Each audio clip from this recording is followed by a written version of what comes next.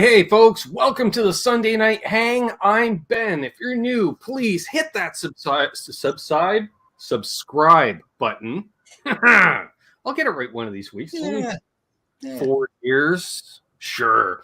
If you're returning, all we ask is a thumbs up below in the chat is always nice. If you're able to, if you have that ability, if you're watching on TV and you got to use the remote, it's okay.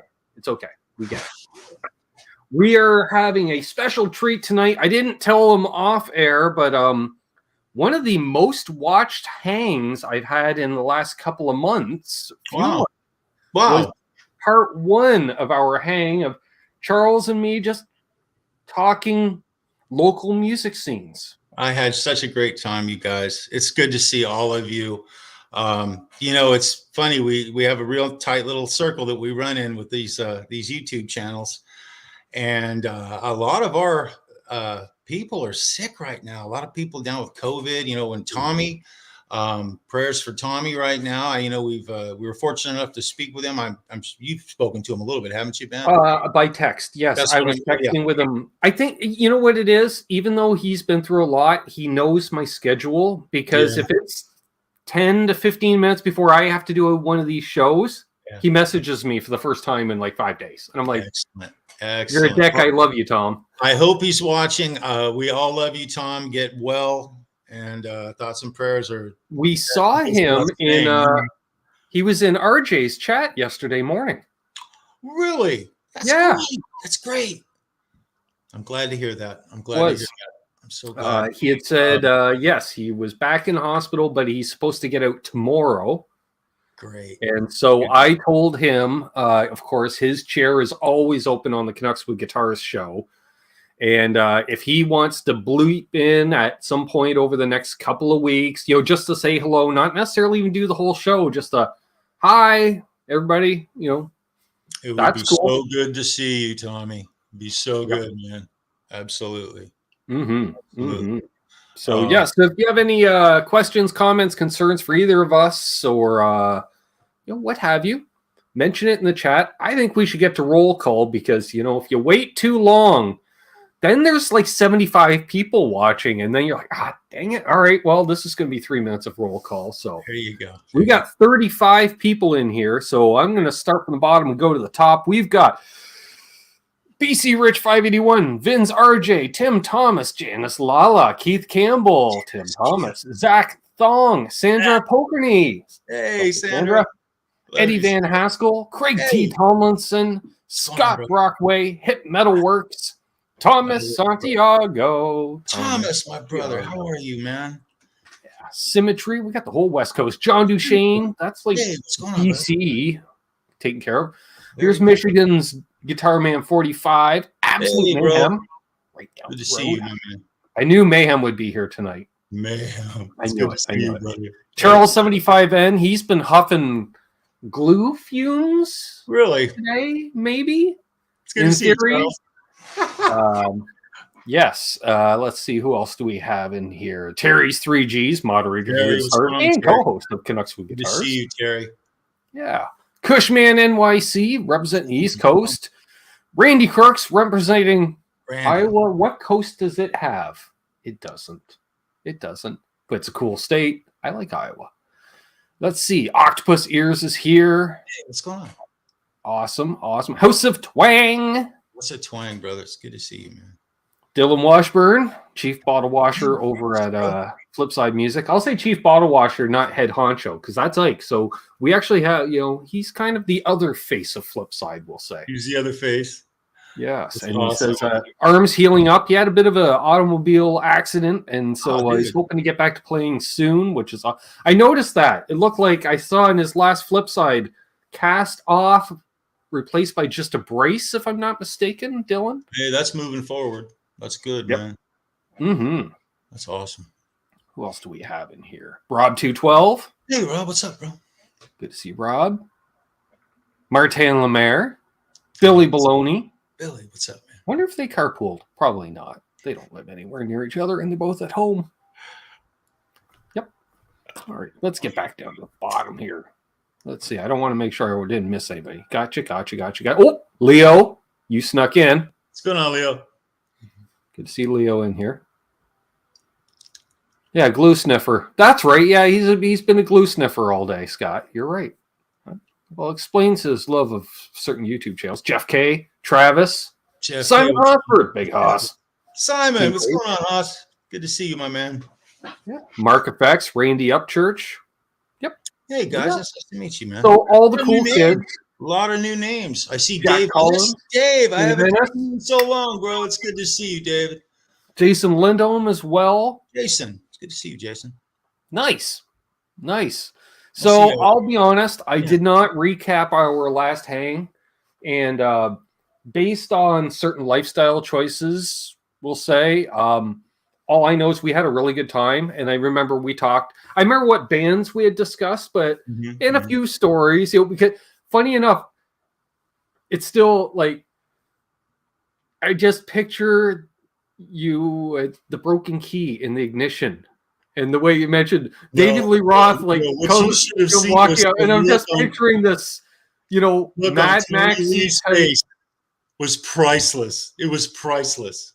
I had lots of moments like that, guys. Lots and lots of those kind of moments. I was telling Ben earlier, I have some new stories I'm going to tell you guys, but I'll recap one or two from way before because you're going to want to hear them. So I'll recap a couple for you. That's not a problem at all. Sure. Anything that pertains to the Sunset Strip in the early part of the 80s is fair game. The entire decade of the 80s is fair game. If I know anything about it, I'll share it with you. It was funny. I'll tell you what, I'll open with something really nice. You guys might get a kick out of this. So I'll tell you a story. And some of you have heard this, but most of you, I don't think you've actually maybe heard this. So one night, it's a Motley Crue weekend. The crew was actually playing with Rat on that evening. That's pertaining to one of Brian Cote's questions from the last show. He was asking if Rat and Motley Crue ever played a double bill together. I believe there were 3 occasions that occurred, and one of those occasions, it was early before the show, an hour, easy hour before the show was to begin. But all the guys were there, and they still had their original manager, a guy by the name of Alan Kaufman. And I believe I had shared this before. I was really close to Alan, and in the very beginning of the band, getting to actually know them and everything, I was closer to Alan than I was the actual band members. And so one evening, about an hour before the show starts, there's a knock at the door down the stairs. And so I scurry down there, I open the door, and Alan is standing there. And he says, "Hey, Chuck, come with me, man. You help me with something." And so he takes me to the trunk of his car. And he pops the trunk open, and there's 3 boxes sitting there. 3 boxes. And he grabs one, hands it to me, grabs another one, and shuts the trunk. And so we're going back into the club. We were right behind the club in the parking lot, right behind the back door. And we're going up the stairs, and I asked him, I said, "What's in the box?" And so he says, "This is the Boys' new album." I said, "The Boys have an album?" And he said, "Yeah, it's called Too Fast for Love." And I said, I didn't know they had an album. I didn't even know this was in the works. Is this? And he says, "Well, we put it out ourselves. It's on our label." And he's giving me a brief explanation of things I found out later. Their album, their company was Leather Records. That was their self-titled label. Sure. He was the owner of a company called Greene World.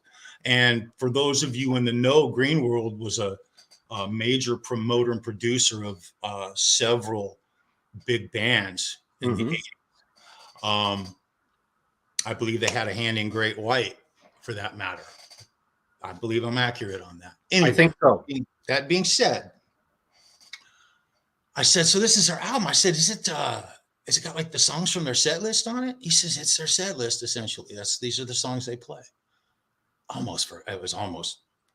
The set list didn't change for a while. There was a 6-month period where they played that. Sure. And so anyway, so I had no idea what I was holding in my hand, guys. I had no idea. And so we get down to the dressing room, and we open the door, and he walks in, and I've got the box, and he's got the other box, and the guys jump up. They knew what I had. I didn't realize they knew it. He says, "I got him, guys. I got him." You should have seen the look on Mick Marr's face. It was priceless, you guys, priceless. And so anyway, he pulls out a bunch of Bic pens, and he pops the top out of this box, and he looks at me, and he's walking to the boys, and he hands them each an album off the top. Okay, so he's got 4 records, one to each of them. And he looks at me and he says, "You want a signed copy?" I was like, "Hell yeah." And so the guys, when they heard they were going to send me a copy, they got all excited. Now, I can't show you the back of this album. I regret it. I cannot show it to you because it's got a lot of vulgar stuff on it, and some of it is very personal to me. It'll be kind of embarrassing. Well, just because they're complimenting the size of a certain piece of anatomy of yours, Charles, I get it. You're a modest man. I get it. The back of the album is covered, and Tommy has the best penmanship. That is hands down. But maybe sometime in the future, I'll bring these out and actually show the signatures on them and things that were written. I'd be humiliated and embarrassed for a while if I was to show you guys some of these things. They were wild guys. I don't know what to tell you. Oh, and young, right? Come on.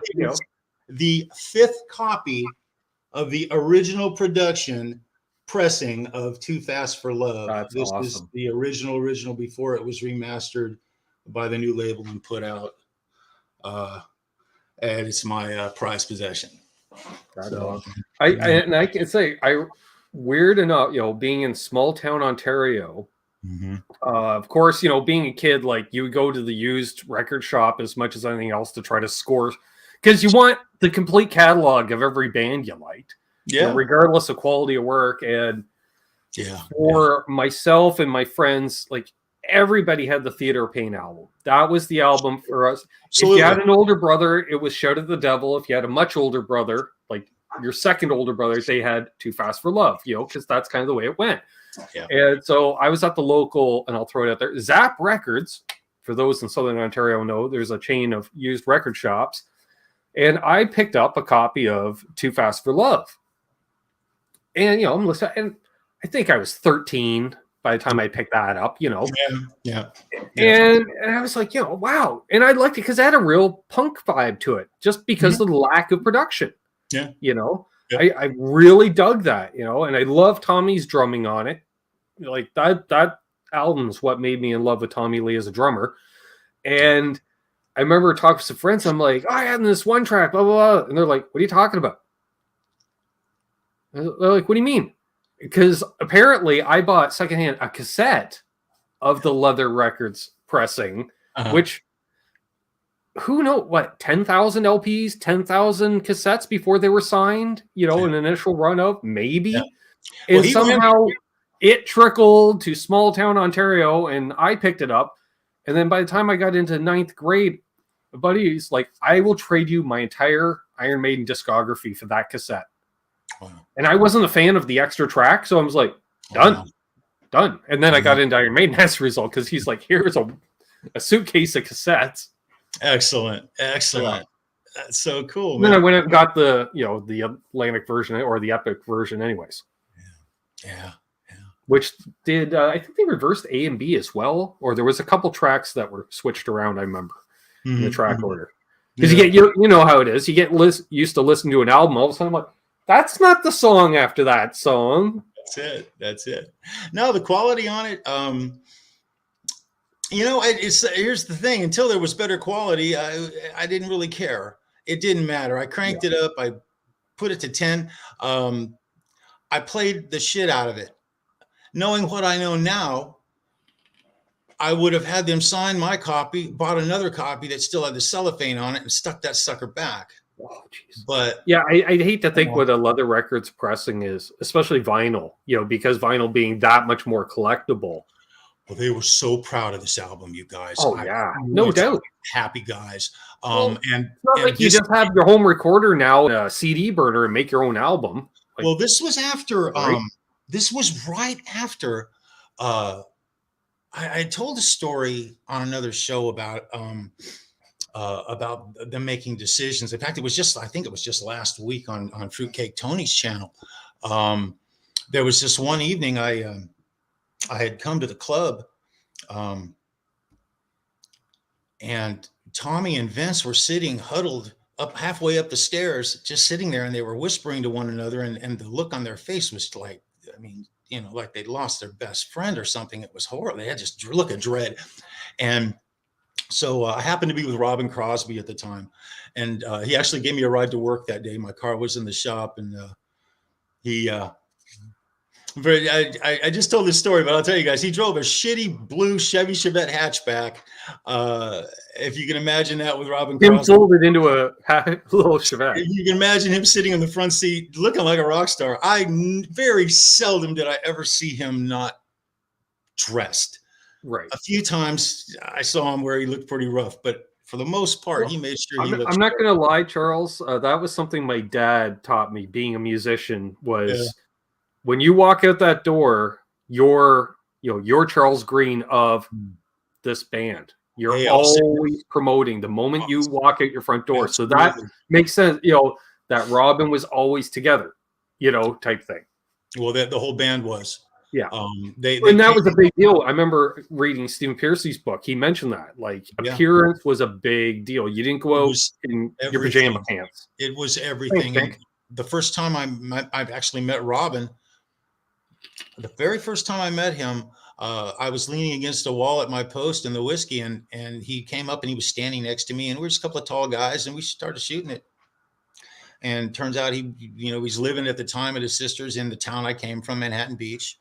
I mentioned when he told me where he lived, I said, man, that's where I surf. I'd surfed there for years since I was a small kid. That was my spot. And he said, well, man, that's where I'm surfing now. Robin Crosby and Rat, those guys were all surfers. That's what they were. Sure. The band Rat is a bunch of surfers from La Jolla who grew up as buddies, with the exception of Jakey Lee, who was an Army brat, and he moved in later, but he was still there in the early times. Yep. And they all hung out and they surfed. And that was one of their common threads between that band. The fact that they all broke apart, that whole band, and reformed again, the better part of 8 years later, is a miracle. It's a flipping miracle. And that's just rock history. We could talk about that all night. I mean, that's just a miracle. But anyway, the boys get their new album. They're just happy as can be. And they actually were going through a lot of changes. There was still a lot of pressure. It's kind of funny. I always had, and this is just my feeling, you guys, and this is my take on how things were. I may not have all the facts totally correct, but I'm sharing with you the way I saw them. It almost seemed like Alan was trying to keep them happy at a time when they were not happy. They weren't real happy guys. Getting the album made them real happy. And when I say they were happy, I'd seen them in a long time. They were ear to ear smiling, and their world was really bright because they had a new album. In fact, I remember both Vince and Tommy telling me they couldn't believe they actually had their own album. It was a dream come true. You know? It's not cliche. I imagine a lot of guys say that when they see their first album, Oh, yeah. And but they were going through a lot of turmoil. They were selling a lot of places out. They were making the company, Green World, a lot of money.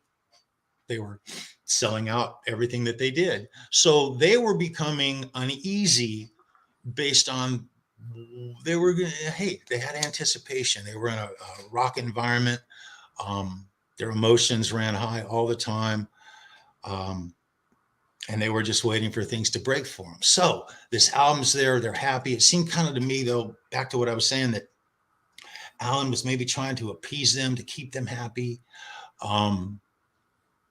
It didn't work. It didn't work. The album, by the way, those 3 boxes of albums were gone. I don't know how many. I'm not sure how many albums come in a case of albums. I would imagine at least 25 or 30 based on their size and what was coming out. But those were gone. They sold those immediately that night or the next night. and it was a new thing to where they had their album for sale at all their shows. And for a period of time, it was wonderful, but there was still tensions there and things, and like, for instance, like with Robin, I'm going to jump around a little bit, you guys, but with Robin, he was going through some girlfriend problems. He'd been dating Susie, a waitress there at the Whiskey. I was dating Gwen. I was very happily dating. I was talking marriage with this girl, and my life was seemingly on track. Everything was cool, right? Right. But I was around these guys, and they were having girlfriend problems, and so I show up to the club with Robin Crosby one night. He gives me a ride to work. I walk in the back door. We walk up halfway up the stairs, and Tommy and Vince are sitting on the stairs, huddled up, and they look just sad as can be. And Tommy looks up at me and he says, Chuck, I got some hard decisions to make, man. And then Vince breaks in and he says, dude, we got to break up with our girlfriends. And I said to him, are you out of here? And I used a lot of profanity in those days, guys, and I'm going to try to curb it. But are you out of your effing mind? These girls were gorgeous girls that were smart, articulate, sharp. They had jobs. They supported these boys. They were their original girlfriends. Beth and Debbie is who I'm talking about. Beth was Vince's for a long time. Debbie was Tommy's girlfriend. I'm talking about from high school girlfriend. And the thought of them breaking up with these girls, I couldn't fathom it. It made no sense to me. But they felt it was something they needed to do. And I wasn't in their shoes. So I said, and so anyway, Robin was standing next to me looking down at Vince, and you guys don't know Robin, but he's a big guy. He's a huge guy, but he had a sense of humor, a wit about him. He was a little cocky with it. And he looks at Vince, and without even blinking, he says, I don't think you've got the balls, just like that, to Vince Neil. And Vince looks up and he goes, no, man. And before he could speak, Tommy broke in and said, dude, we're doing it tonight.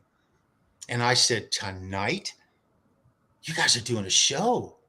You're going to do this tonight? They're like, yeah. And I was wishing the whole time. I just told this story. And I hope you told me off air after the last show. I wasn't sure if we were going to tell this one on air.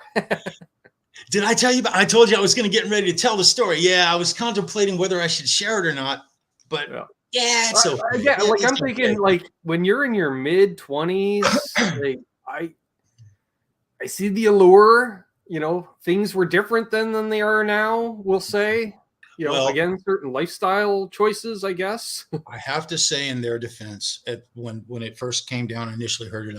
I was in complete denial. I spent the whole night standing backstage with those two girls, knowing what the inevitable was. It was heartbreaking for me.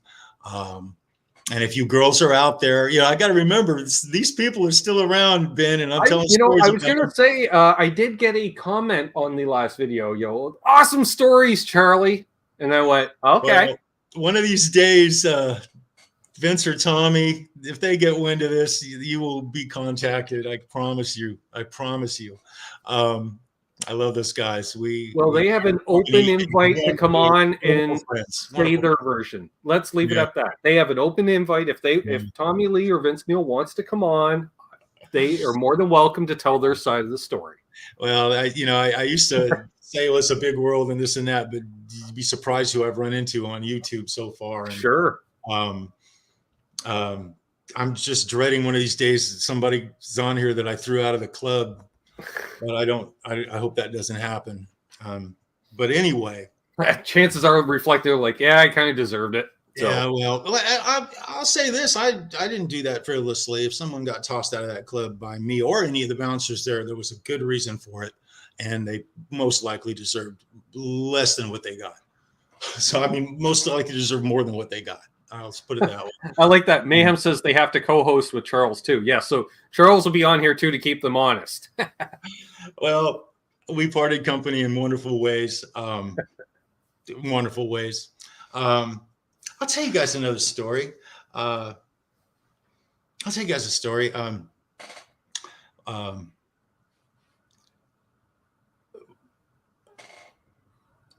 back, I would say this is probably 1981, the end of 1981.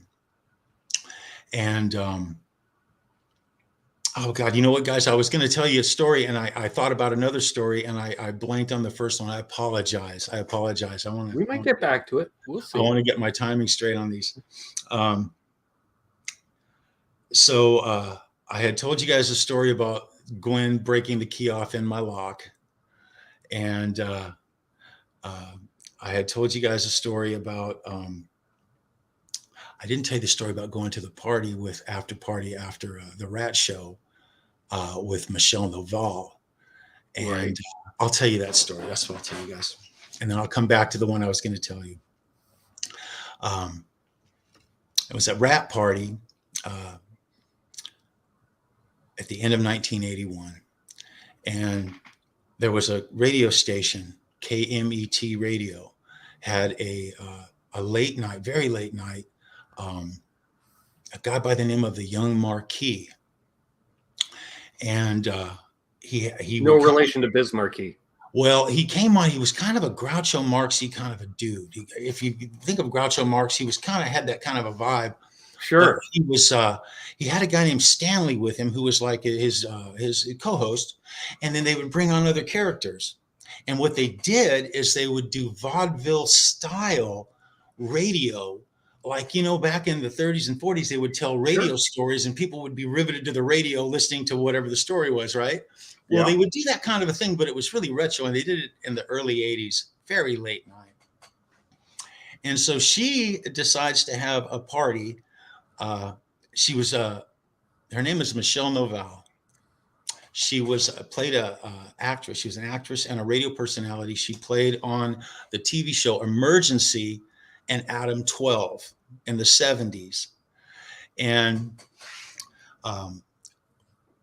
she was married to a movie producer, and she was getting a divorce from him. And so she was at the club that one night, and she was talking with the guys, and everyone knew her, and we were a very friendly group backstage. And so anyway, she invites everybody to her house for this after party.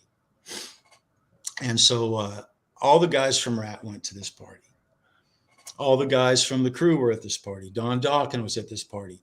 And I had told this story before. It seemed like every television actor at the time was there. There was 250 to 300 people in this house. And she had a house up in the Hollywood Hills.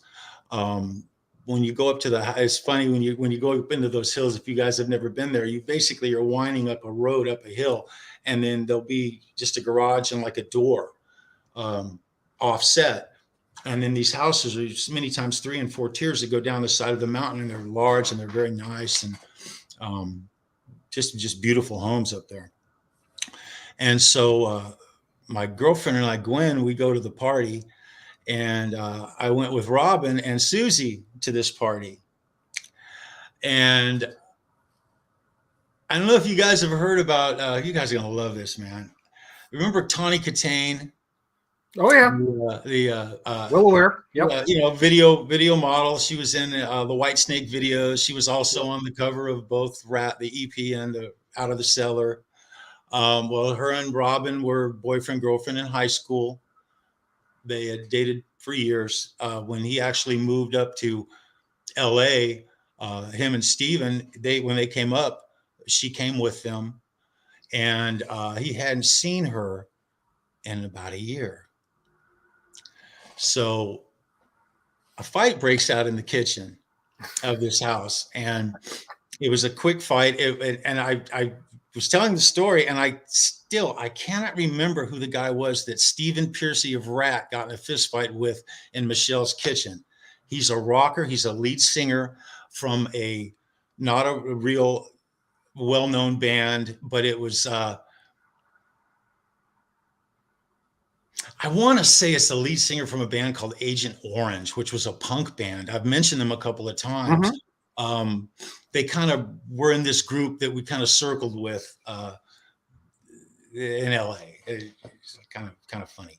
But Robin breaks this fight up, and something that you guys might not have known about Robin is he was the kind of guy who would break up a fight if he like knew you at a party and you were getting in a fight with somebody else. and he was friends with both of you, he'd throw himself in between you, and he would not let you fight. He would break your fight up. He wouldn't let you. He would make you fight him before you could fight each other.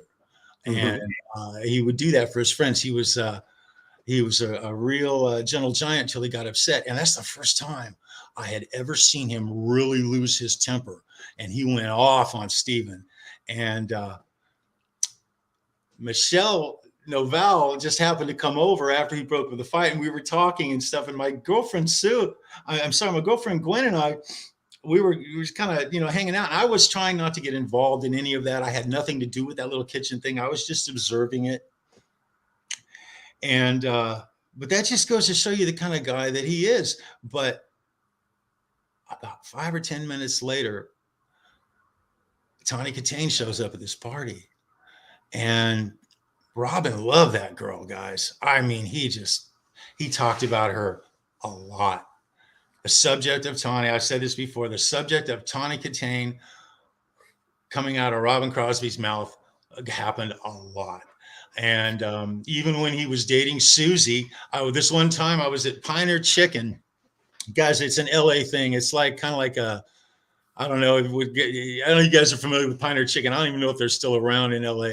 But me and Robin used to go to Pioneer Chicken at like 2 a.m. and eat. We used to get the mini bucket of gizzards. They'd fry these gizzards in these little mini buckets, and we'd eat them with hot sauce. And we'd sip on beers. And he would tell me, we talk about shit from both our lives, because he wasn't a rock star, you guys. He was just Robin, okay? And I called him. At some point, you're just going to shoot the shit, right? I called him Lance. All right, that was his middle name. I'd refer to him as Lance to piss him off from time to time. And so anyway, he loved Tawny. He absolutely loved that girl. And he comes up to me, and I'll never forget the look on his face at this. He comes up and he's Tawny's there, and Susie, he's got 2 girlfriends, guys, at this point, sitting at a party. He looks at me, he said, "Chuck, what am I going to do, man?" I said, "Bro, I have no idea, but you are on your own, brother. You're on your own. You need to dip out and fast. You're on your own." Tawny was a little wild, but she was sweet, guys. I mean, you know what?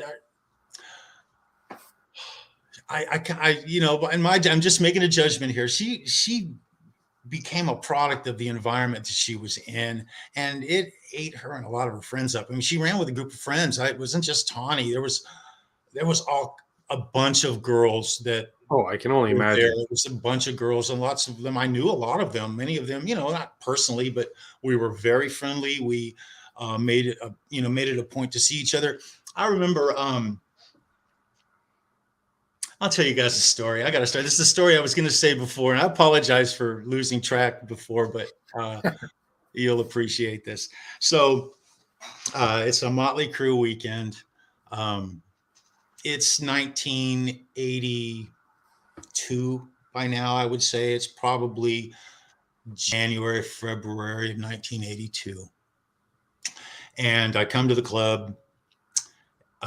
Tommy's there, and he's standing in the hallway, and he just looks like it again. He's just sad and depressed, just sad looking on his face, and he's got his head hanging down. And I said, "Dude, what's going on?" And he says, "Chucky, I got a big problem, man."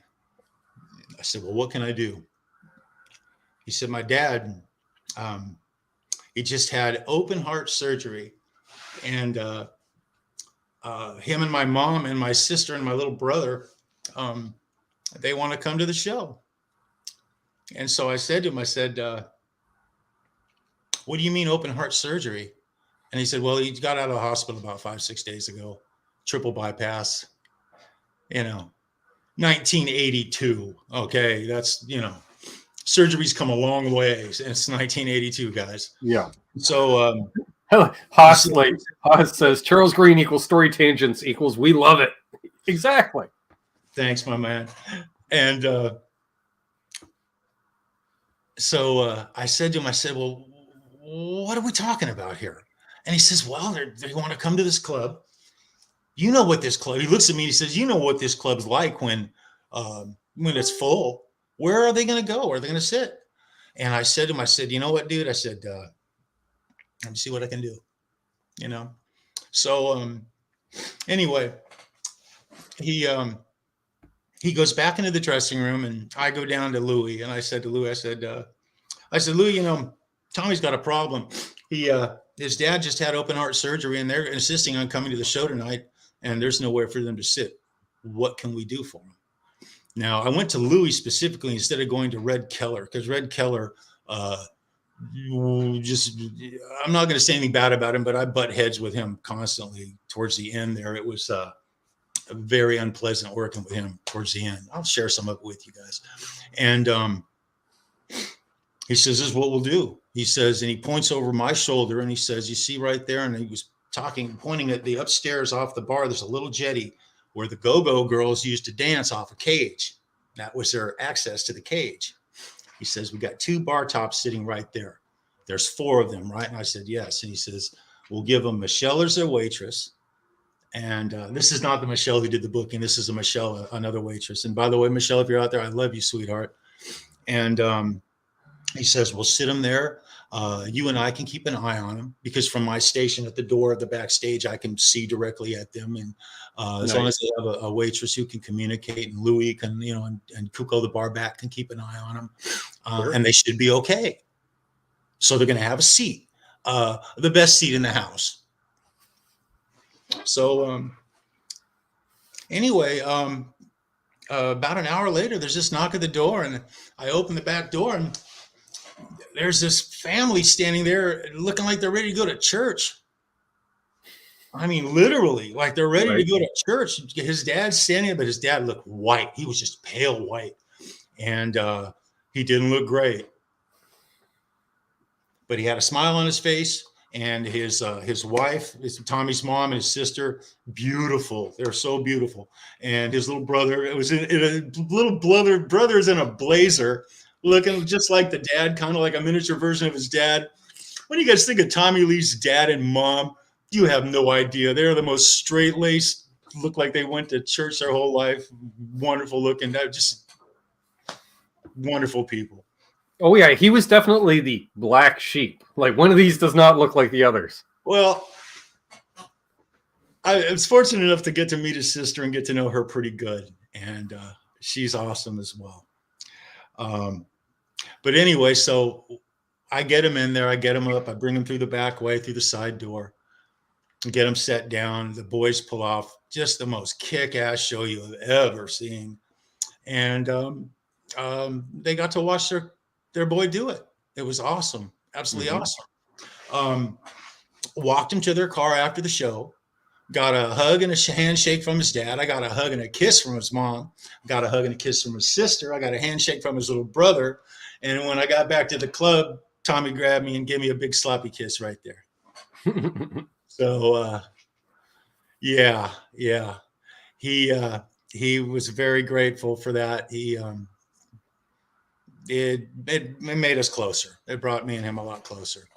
That's cool. And that's awesome. Yeah.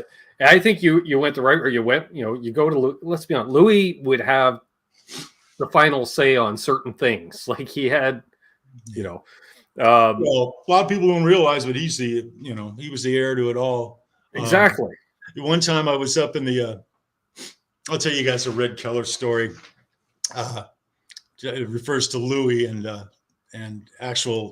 who actually ran that club, owned that club, and had the say in what went on in that club. Red Keller made an inappropriate advance to one of the waitresses. Her name was Joyce. And so I had heard about it. I didn't like it. And so I confronted him about it, and he fired me. I'm giving you guys the short version. He fires me. I walk up to the Rainbow Club. I walked up to Louie first, and I told Louie what read it. He said, look, you don't worry about it. You just go tell Mario what just happened. Take the rest of the night off and just be here tomorrow on time to work. I said, okay, you know. Fair enough. So I went up to Mario. But it's funny. There was an owner, a guy named Lou Adler, who most people never saw. Nobody ever saw Lou. But he owned originally, he was one of the original owners of the Rainbow Club and the Roxy, and then they came in and bought out this other guy for the whiskey. And so I went up to see Mario in his office at the Roxy, and he wasn't there. And they said, "Oh, he's over at the Rainbow eating dinner." And so I said, "Well, I got to talk to him." I said, "Well, he's in a meeting, but make it fast." So anyway, they let me in to see Mario, and he was sitting with Lou Adler. And I said, "Mario," I said, "can I talk to you?" And he said, "Hang on a minute." I didn't know who Lou Adler was until he said, "Hang on, Lou, I got to talk to Charlie." And I told him what had happened, and he said exactly the same thing to me that Louis did. He said, "Look, you take the rest of the night off. You be back to work tomorrow just like nothing had happened, and don't worry about it." And I said, "Thank you, Louis." So, I mean, thank you, Mario. So, stuff happened. It wasn't always rosy. It wasn't always a bed of roses in any sense of the word. Mm-hmm. And you had to roll with things. You really did. Sure. Yeah, I get that. Especially in that town of all towns. Like, you can see certain things that you just can't comment on. Yeah. Whether somebody's hanging out with somebody they shouldn't be, or somebody's doing something maybe some people think they shouldn't be doing. Yeah. Yeah. It was always a kick work, and it was never, I say it wasn't a bed of roses. It was the most violent job I've ever had, while having the most fun I'd ever had. It was real bittersweet. Sure. But the different bands who came through the whiskey, it was a really serious mix of music, you guys. I mean, there was everything that was there. Well, that was I was curious at that time, what would have the ratio been between local bands and out of town bands, for instance? Like, I would imagine, obviously, if an out of town band is coming in, whether it be the promoter at the club or elsewhere, they were going to bring in local talent to open for the town. Because a lot of the times, when out of town talent would come in, it was not like some foreknown thing. I mean, it would literally they would be there. They would just be there. Many times I would show up to work, and I'd pull up to the stoplight across the street, and I'd look, and there'd be a tour bus, and I'd be like, "Oh, I don't know what this is all about." Very international club. Whiskey A Go Go is an international club. They brought acts over intentionally from France, Europe, all over Europe. Sure. Spain. And kind of weird stuff too. It wasn't always great. I was thinking too, like, how many times would you have had even record companies arranging to basically rent out the place to showcase a band? Yeah, they brought a band that a record company has invested some money in. They're like, let's test the waters. Let's put them in front of an LA crowd and see what happens. Well, sometimes the acts were okay. Music is something that you can take it with a grain of salt. Some people love something that I might not like, and vice versa. Sure. That being said, from France, in 1981, there were 3 acts that specifically jump out at me as being really, really odd and not really fitting in at all. Mm-hmm. But never to say the less, these were signed artists, international artists, so they weren't necessarily even popular at all in the States. Sure. But they were popular in Europe. And so one time there was an act. The guy's name was Non, N-O-N. It was one guy.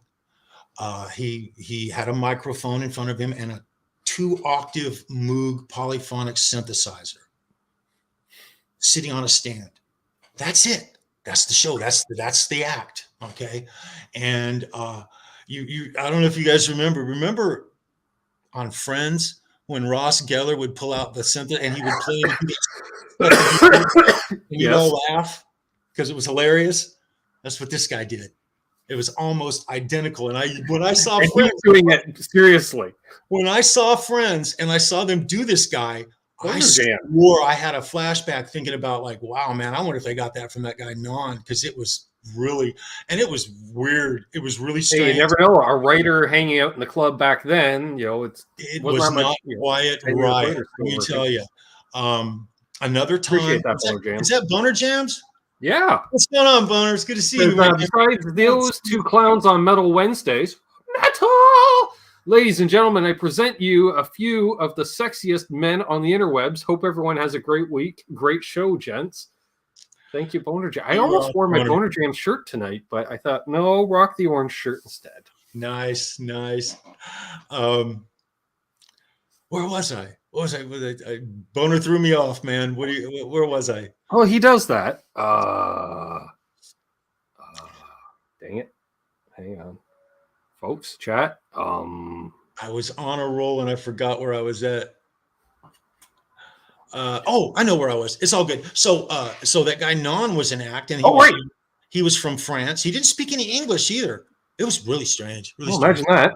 Yeah. And then this band called Gary Myrick and the Figures. They were real big in the early '80s. They were regular. They played a couple, 3 times at the Whiskey and the Roxy. They played the Whiskey and the Roxy, and they had an opening act that came from France, and I got to say, it's probably the weirdest thing I'd ever seen at that point. Now we're talking Hollywood, you guys. All right. Hollywood. We're talking about Sunset Strip here. Kind of strange stuff goes on there, and you see some weird things where you might not see them anywhere else. The place is known for that. That being said, this guy, he didn't speak English. He was French. He was huge. He was a big guy, real big guy, probably weighed about 400 pounds.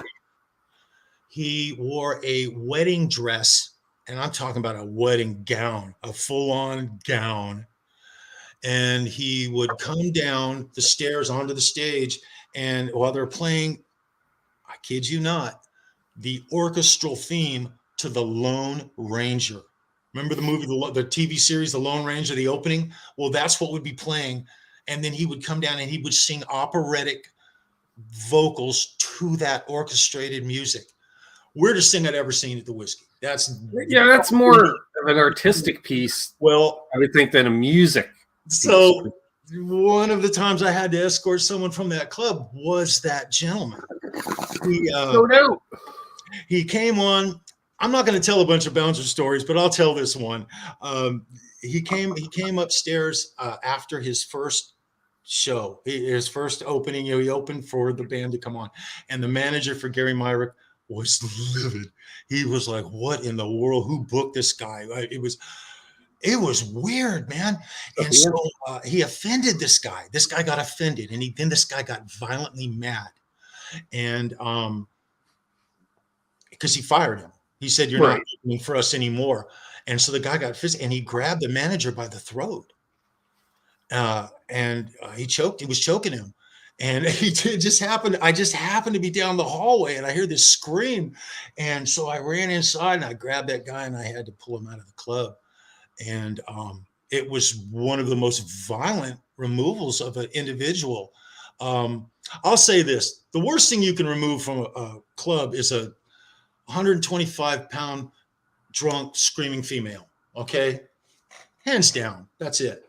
But then you go into other things, and this guy was a handful. And we were upstairs, so I had to come down the stairs with him and then come out onto Clark Street. It was brutal. It was absolutely crazy. And he took a glass off a table and he hit the manager in the face with the glass and chipped his tooth. Wow. Oh yeah, he was going to beat this guy. It was getting very physical. And so yeah. Gary Myrick and the Figures, the international opening act from France, some kind of a deal made with some record company in the club. Something.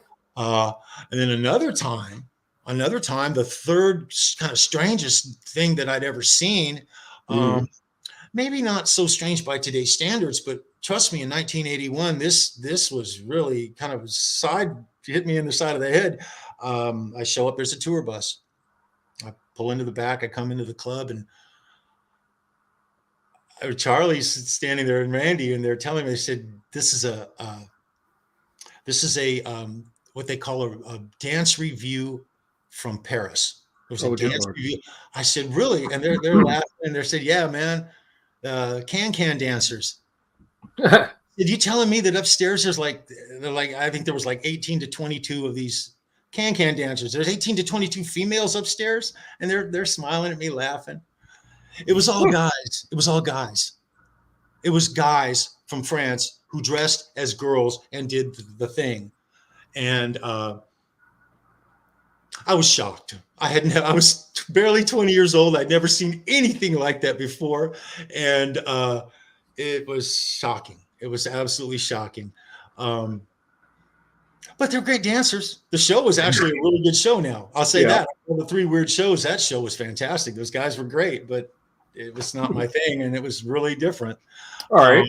I got a question for you. What would have been like, I don't know, you don't like using the term best, but stand out, like an out of town act that you saw there, or, you know, or heard as much as saw, because I don't know what your vantage point was. It might be more hearing than seeing the stage per se.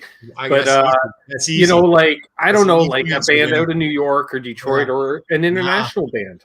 One night I'm standing there, and there's a band playing. There were 2 bands that were regulars that weren't. They were rock bands, but they weren't like heavy metal, hard rock. They were more of a, well, they were heavy. I won't say they're not heavy rock, but they weren't of a hard rock nature. One was Roach and the White Boys. Roach was this black girl, a real pretty black girl who could sing like Whitney Houston. She was fantastic. And then she had these 4 white guys who were her band, and they were great. And they would open always for the Bus Boys. Remember the Bus Boys? Remember the movie 48 Hours? Nick Nolte, Eddie Murphy. Well, the Bus Boys are the band of black guys that are playing in the movie. Well, they were a pretty big deal back in the early 80s. And so they would play the club. They probably played 5 times when I worked there. And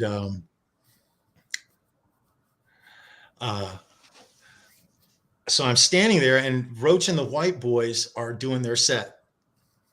It's the second opening. So they played 2 shows per night on that weekend. So Roach played, and then the Bus Boys played, and then Roach was playing again, and there's a knock at the door. I go down to the door, I open that door, and standing in front of me is Billy Idol, Steve Stevens with his guitar, their manager, the rest of his band, and a limo driver. And a limousine. And he goes, "Hey, mate, can we come in?" I said, "Billy." I said, "Steve." I said, "You've got your guitar. You've got your band." I said, "Holy shit. Come on in. So they came in, they went up the back stairs. There was already a deal that was there where they were going to use the equipment from Roach and the White Boys. Right. And play a set. And they played now we're talking Ride the Pony, White Wedding. We're talking before Billy morphed into the kind of disco-y stuff, you know, Dancing with Myself and stuff. Sure. That he did then, but it was so badass. I mean, it was so badass. And Steve Stevens, holy shit, can he play guitar? They went up and they did a full set. And it's funny because Billy actually knew, he was very friendly with Cherie, one of the waitresses. She would tell me stories of Billy Idol, and I listened to her. This was, you know, a year before that, and then all of a sudden, you're Billy showing up. He's down. So here's some kind of a funny thing. He's sitting at a bar table down on the main dance floor, and Cherie is standing there talking to him, and I'm standing next to Cherie, and he literally, he looks right at Cherie and he says to her, he says, "Sweetheart, I'm just going to sit here and dance with myself." And so he already had the lyrics for Dancing with Myself in his head at that time. And that was early 1982. So, yeah, but that was killer. That was absolutely killer. One time I opened that door and it was Peter Frampton. And he came in. Peter Frampton. Yeah, Peter Frampton. And I remember I fanboyed out. I don't know if you guys remember Frampton Comes Alive or not, but I sure as hell do. And he was so polite and nice. I didn't recognize him right off the bat. It took me about 10 seconds. And I wasn't even really paying attention because I didn't used to necessarily look at everybody in the eye. If it was busy, I had this clipboard a lot of the time and it had names and things on it. depending on what night it was. And many times I'm just like, name, I just want your name so we can get on with it. And he says, And I could just imagine some of the names on that list on any given he night. says, Peter A bunch of people you've Frampton. never heard of, and a few you have. He goes, Peter Frampton. I look up at him. I give him a once up and down. Then I was like, my God, you're Peter Frampton. Yes, I am, he says. I did some stupid shit, guys. I'd fanboy out from time to time. Many times I kept my composure. I did. Sure. But every once in a while, man, I'd lose it. Yeah, but they don't mind. Like, you know what I mean? Like, they don't mind. Yeah. What was it? Paul McCartney said, like, the day they stop doing it is when you become, enjoy it. Yep. Hey, Mark Dillon. Mark's going on, Mark Taft, Mark Dillon. Perfect. Does anyone have any questions in the chat? I'm not really reading the chat, you guys, so I'm not I'm just kind of skimming it. I'm not trying to ignore anybody. I don't mean to do that. Yeah, and I'm not looking to interrupt. Yeah, for sure. Any Slayer stories? Rest in peace, Jeff Hanneman. I mean, just throw that out there. I saw him many times on the strip. He was absolute gentleman. He was an absolute. You know who I used to see him with was Frankie Bonelli. If I didn't see Frankie with Kevin Dubrow, it seemed I would run into him with Hanneman. And I don't have a lot of Slayer stories because in those days it was just the beginnings of thrash. Sure. Metallica didn't have discernible hits.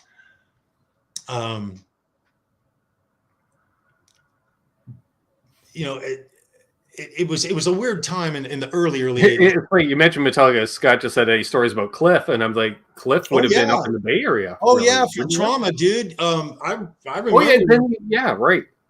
I remember watching Lars and James poach him. It took him a better part of a year. I didn't realize that that's what they were actually trying to do. But they had a purpose. They did. Hey, Holly. There were Holly Lewis. What's going on, sweetheart? They had a symmetry. Thanks. They were on a mission. Those boys were. Yeah, they really were. I did the only Slayer stories I have are from Jeff in the clubs. I ran into him in all kinds of clubs. I ran with the Troob. I ran him to Gazzari's. He was just always a really nice guy. Really nice guy. I can't have anything but nice things to say about him. So Symmetry had asked any Heather Locklear stories that you can share. So Heather Locklear was at the, where I was telling you guys the story about the party at Michelle Noval's. Heather Locklear was at that party. So she was with, not with Tommy. She wasn't with Tommy at that time. There was this group of girls. There was around 15 to 25, maybe 20, 25 of them. And they were the Bobby Browns. And you guys don't know, they're all the girls that were in the Rock videos. Also, when you look at the Rat videos, and when they do the live, I'm trying to think which video it was. They're in the, not the video they shot at the Roxy, but they were the live video they shot. I think it was the Long Beach Arena. All those girls that they kept going to in the video, I knew every single one of them. They were friends. They were friends. And so the camera guys were going in, were focusing. And there were a couple of girls that were actually twin sisters, and you can't tell. And I wish I'll bring this up at a later time for you guys, but there was a girl in that video who is actually a twin. She has a twin sister. They were kind of dating Tommy for a while. But yeah, not too many, nothing specifically about Heather other than she was really pretty and she was really popular. She was very popular at that time. I think she was doing what was the show with Captain Kirk? That's good. Yeah, TJ Hooker at the time. Yeah, TJ Hooker. So yeah. Hey Max. I remember one time I was the first time I'd heard of the band Yesterday and Today. I thought they were a folk group. Somebody was talking about it. I didn't realize they were talking about Y&T. I felt so stupid. There were a lot of great punk bands. Punk was huge, man. There were bands like Fear, the Mutants, Agent Orange, the Surf Punks, Black Flag, the Damned. That was the punks. I mean, and they played. Whiskey played a lot of punk bands. They definitely one night a week you would catch punk shows. They had the Damned were from England. That was an international deal. And there were the Ramones come through while you were there. I met every one of those guys. Nice. Absolutely. They played the Whiskey in the late 70s. They were playing places like the Starwood and Gazzari's. I can't believe Gazzari's isn't there anymore. I gotta tell you, I cannot believe the building's gone. It's not there. I can't believe it. I can't Crazy. believe it. Adam Wong's is gone. The Starwood is gone. Yeah, nothing lasts forever, I guess. There was a band. I told you the Billy Idol story. There was I'll tell you guys a story. Around the end of 1982, Motley Crue they were big by that time, and they were getting ready for, at that time I believe they're getting ready for a world tour. They were getting ready to go, and there was talk of Japan, and I'm talking as early as the late 82, possibly the beginning of the 80s is where I'm at. I'm within 5-6 months. They were talking about going international, going to Japan. I was still, even though I wasn't a Whiskey employee, I was still there a lot, and I still worked for West Security. I worked for West Security almost until the end of 84, 84, maybe it might even be the beginning of 85. The reason I quit working at the Whiskey was because I got a chance to be a firefighter, and I joined the fire department. I don't know if I told you guys that or not. Right. But I got the call, and I jumped on that, and it was awesome. And I was all into it. I was actually, at the time, there was a year period where I had to go to fire school and go to EMT training. There's things you have to do. You have to go to school. Sure. So that being said, I was fully involved in that, but I was still working for West. And so Billy Squier does a show with, I think it was Queen, of all bands, at the Forum in LA. And I actually, by that time, I believe I was, 84. I had broken up with Gwen. We called our marriage off. The engagement was off. And, but I was still really involved in my job. And so, to get to the point of the story, you guys, I'm there in front of the stage. It's between the show, and Queen hasn't come on yet. And here comes Vince Neil with his new girlfriend. And he sees me, and he got really excited when he saw me. I saw him. I got excited too. And so I kind of moseyed over. I was standing on the left-hand side of the stage, if you're looking at it, kind of at the entrance over to the far left. And he comes up to me, and he gives me a hug, and he says to me, we have a place for you if you want it. Just like that. And I got to tell you, if I had it to do over again, I might have taken him up on it. But I made choices. Sure. And, I had to stick to the choices I made. I really did. I was fully committed at that point. And I very, very, very graciously backed out. I had another girlfriend at the time, and I had chosen my path, you guys. I regret it a little bit. I sound like I'm hemming and hawing, because I think if I had to do it over again, I actually might have just taken him up on it. But I wouldn't have been into security as much. Now I'd have already been on this album. They wrote me, they called me their protector. So, Right.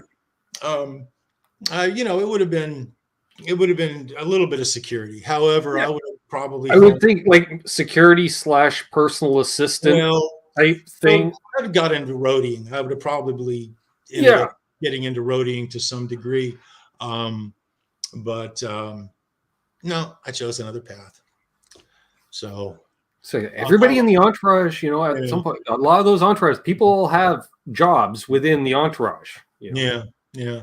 which makes sense because when you're getting pulled in several directions, you need to have a couple of Charleses around Yeah, yeah. as a bit of a ground, just a familiar Yeah. face, what have you, because, you know, it's like somebody's not feeling well, something, you know, can you keep an eye on? Yeah. Okay. Yeah, yeah. Hello, banter. Well, you know, their track All record, day, they were all night. pretty wild. They were rough. I'm trying to weed through stories that I can tell you guys that you'll love to hear, that I can tell you the full stories. You know, the guys, they had a reputation of being badasses, and they lived up to it. You know, I got to tell you, these guys were just, they lived it.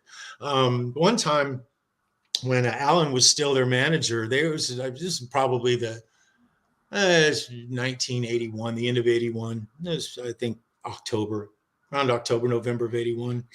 For those of you guys who don't know, they're all very outspoken, but Nikki Sixx has a gift for when he's cornered or confronted. He loves to mouth off, man. He really has an opinion, and I got to tell you, I respect him for his opinion. He speaks what's on his mind. Still And does. so anyway, one night, it was about 3:00 in the morning. I was not with him. I got a call from Alan at about 10:00 the next morning. He had just bailed him out of jail after he had gone to the ER. Okay. He was coming home. He was walking down Hollywood Boulevard by himself. He was on his way to the house, and he was pissed off about something. He was upset. I don't remember exactly what the reason was, but he told me about it after the fact, because they had a show that weekend. And so he was at the show, and that's how he actually told me about it after the fact. Two Hollywood division sheriffs pulled over and basically just shook him down, asked him what he was doing, why was he walking at 3:00 in the morning, and he didn't give them the answer they wanted to hear. And he actually reached down, and he was wearing a Harley Davidson motorcycle belt. They were very popular. The motorcycle chains made great belts. And he reached down and he kind of grabbed his belt on his waist. And one of the officers took his nightclub to the side of his head, and they beat the shit out of him. They beat the shit out of him. Okay. And so anyway, he's at the club 2 days later now. It's 2 days later. He's at the club. He's wearing the biggest pair of sunglasses you've ever seen. Just like something you see Arnold wear in Terminator, you know. He's wearing those, and he's not rocking his style quite like he should, but he did the whole show in sunglasses because his eyes were as black as you've ever seen eyes get. And yeah. Yeah, that's a Nikki story, man. Straight out of Hollywood. True.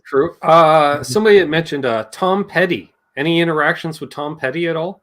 You know, Tom Petty was up at the Roxy. There were a couple of times when there were birthday parties. When I told a story once about Dave Mason had a birthday party, and all the members of Fleetwood Mac were there, and Donald Fagen was there. And members from Steely Dan and things like that. And so Tom Petty, all the Heartbreakers were up there. They were doing I'm not sure if it was, I don't know what the reason was. And it wasn't, I believe it was a private show. Now I think about it, I don't think it was an open show. But yes, they played the Roxy, not the Whiskey. And I didn't see it. They played while I was working. So I knew it was happening. A lot of times I would get to leave the Whiskey and go up to another club, walk up the street. One of Mario's clubs. I'd just be interacting with other clubs. Sometimes I had to go grab chairs. It was funny. We're talking about Brad Tolinski and Chris Gill. They just wrote Eruption. By the way, if you guys haven't bought that book, buy that book. It's wonderful. It is a wonderful, wonderful story of the life of the band Van Halen and Eddie Van Halen himself. It's wonderful. And Steve Rosen has a new book that he's coming out with. I recommend you get that book too. Between those two books, you'll have the equivalent of the Old and New Testament on Eddie Van Halen and the band Van Halen. Pretty much. So that being said, damn, I lost my train of thought. Ben, what was I talking about? I was talking about Tom Petty. You didn't see, but you could go back and forth to clubs. Yeah, going back and forth. I remember. So Brad Talinsky and Chris, I should have remembered that. Right. And Skill are at the Motley Crue signing party at the Whiskey. Okay, so now they're signed. This is their brand new label, not Leather, but I believe it was Elektra. If my memory Elektra, right? I think so. And there's this lady. Her name is Mitzi something. I can't remember her name either. But she was kind of running this gig, and she had invited a bunch of people, a bunch of record execs and industry people. Place was packed, and I mean packed. And so about 30 minutes before what I'm going to tell you guys, she comes up to me in the backstage and she says, we need more seating. We need more chairs. We don't have enough seating. And I mean, she's talking to the wrong guy. I could care less. It's not my wheelhouse. Right. But it's a problem. So she wants to start taking some of the chairs from the backstage, from the dressing rooms. And to be honest, me and George, one of this other bouncer guy, I'll tell you a George story in a minute, had already taken all the chairs we could from upstairs, and we added all the seating. Well, Brad Talinsky and Chris Gill are sitting. It was at the top of the stairs where the upstairs bar is. There's two four tops.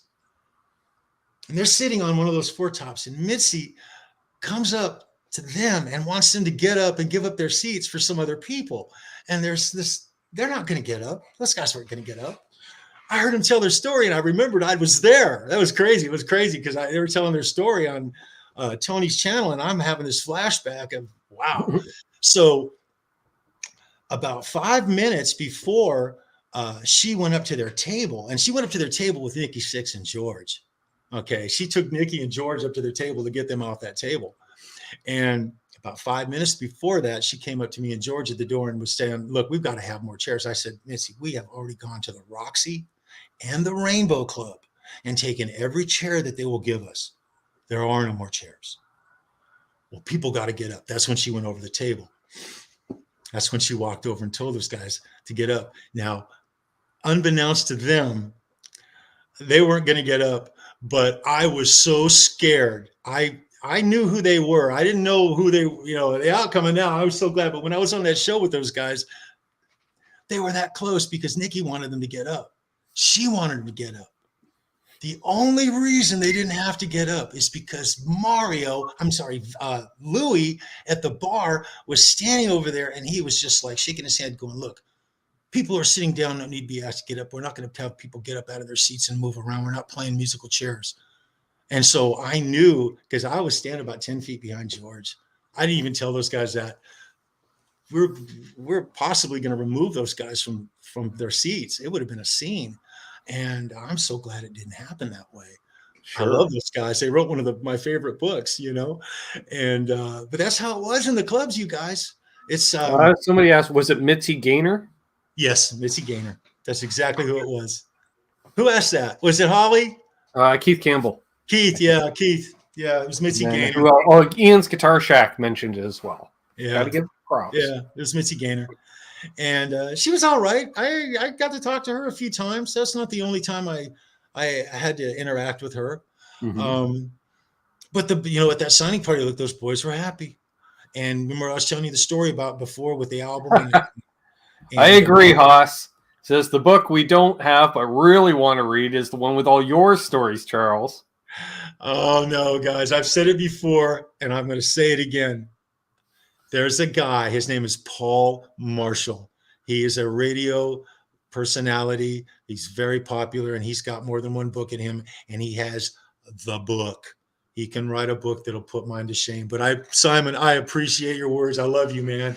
And those are wonderful things. But guys, I'll do this for you guys, and we're making a record of it.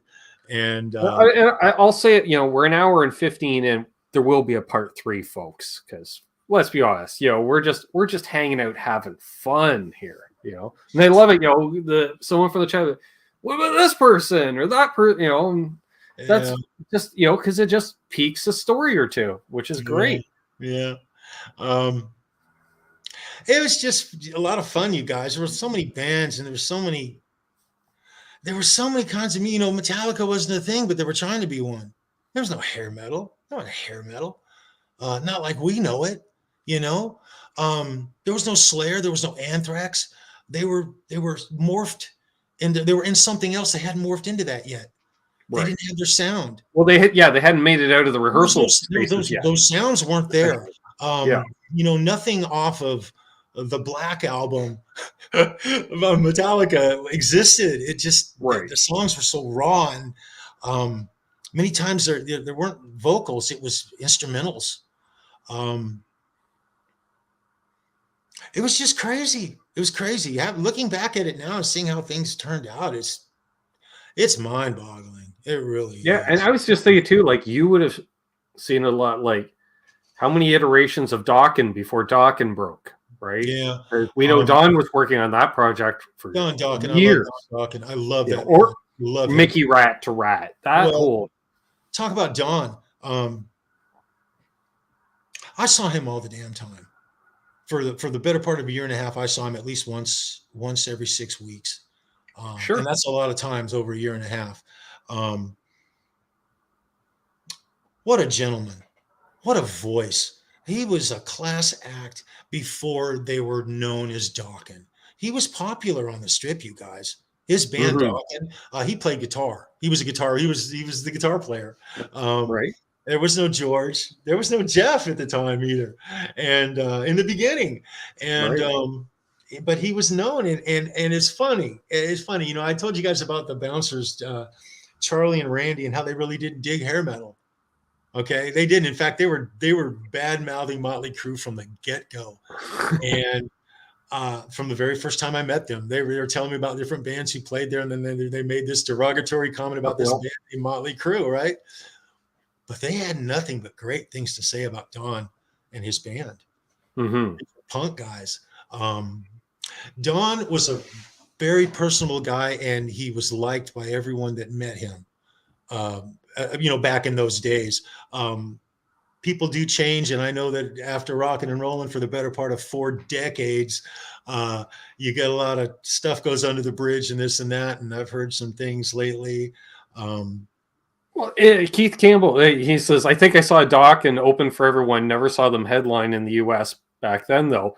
And it's like you see Don hang out like at the Whiskey. He would hang out at the jam nights at the Whiskey in 2019, if he was in town and stuff. Yeah. Because I think part of that was he struggled to get as far as, because it was a job for him to get out of LA, out of the clubs. Yeah. He put in a lot of work. You're right. Saw a lot of bands come in and go. He would go there and he'd go up north, go up to Sacramento and come back down. Right. And I remember when he actually first went east. He went east. He was talking about it. Actually, he wasn't talking about it. I wish I could remember his name, but his bass player, him and his bass player, the guy before Jeff were there. Oh, I'm going to get his name wrong if I say it, but they were talking about it and they were going to go east. They were going, God, where were they going to? I wish I could remember where he said he was going to, but they were excited. Dokken was going to go on the road and travel across the United States for the first time, you know? And yeah. Well, that's cool. What I'm thinking is, so like they, it's not like they would have made, like you make a certain amount of money, obviously, on albums and stuff, but touring, if you're not headlining, you're getting a fraction. Yeah. And so, a lot of people saw them, but it's not like the people they were supporting, essentially. MTV, made Dokken a household. I truly believe that, because once they now Tooth and Nail, my God, man, what an album! Holy shit! I'm not taking away from anything. The music. I remember I never got into Dokken myself, and I was like, because I was one of those guys that I picked 3 hair metal bands type thing, and those are my bands, and I was like, sure, you don't have time for a 4th or 5th type thing. But I do my understand. cousin was fanatical. So as the osmosis, I'm like, how do you know this stuff? Like he They, knew stuff like, they were different because they were more yeah, melodic. yeah. They were more melodic, and and their words were deep. Their words were You were deep. almost See, like Dream everybody Theater, seems to the love generation some before. Like, not that they were proggy, yeah, but you know, like the yeah, way Dream Theater when they came out, we're like, wow, they're kind of rock metal, but they're kind yeah, of different, you yeah, know. yeah, yeah, And there's nothing wrong. And ironically enough, my cousin who was big time into Doc and got into Dream Theater as well, big, you know, from day one. yeah, yeah, And I get it, you know, and yeah. I love that he's still out there playing. And I think, you know, remember he was having some voice issues there. He had some throat issues. When he had one last really great run, it was so unfortunate when Live from the Sun, he toured with Live from the Sun was the tour, and his voice, I don't know if he had a surgery done. There's things that they do, Yeah, and I think he it had was like polyps or something like that. I remember it wasn't too well, long ago he had a reoccurring thing. George had broken up at that time with him, so Mm-hmm. there was no George, but he got Reb Beach to come in. And Sure. my God, what an awesome job by Reb Beach. You talk about filling someone's shoes. And the Sure. thing about Reb, just to make a guitar comment here, he came in and he did not cookie cutter George Lynch at all. He would play some of the parts in the solos that, have to be played. Yeah. But as far as doing his own thing, he made it all his own. I give him major kudos for that. Yeah.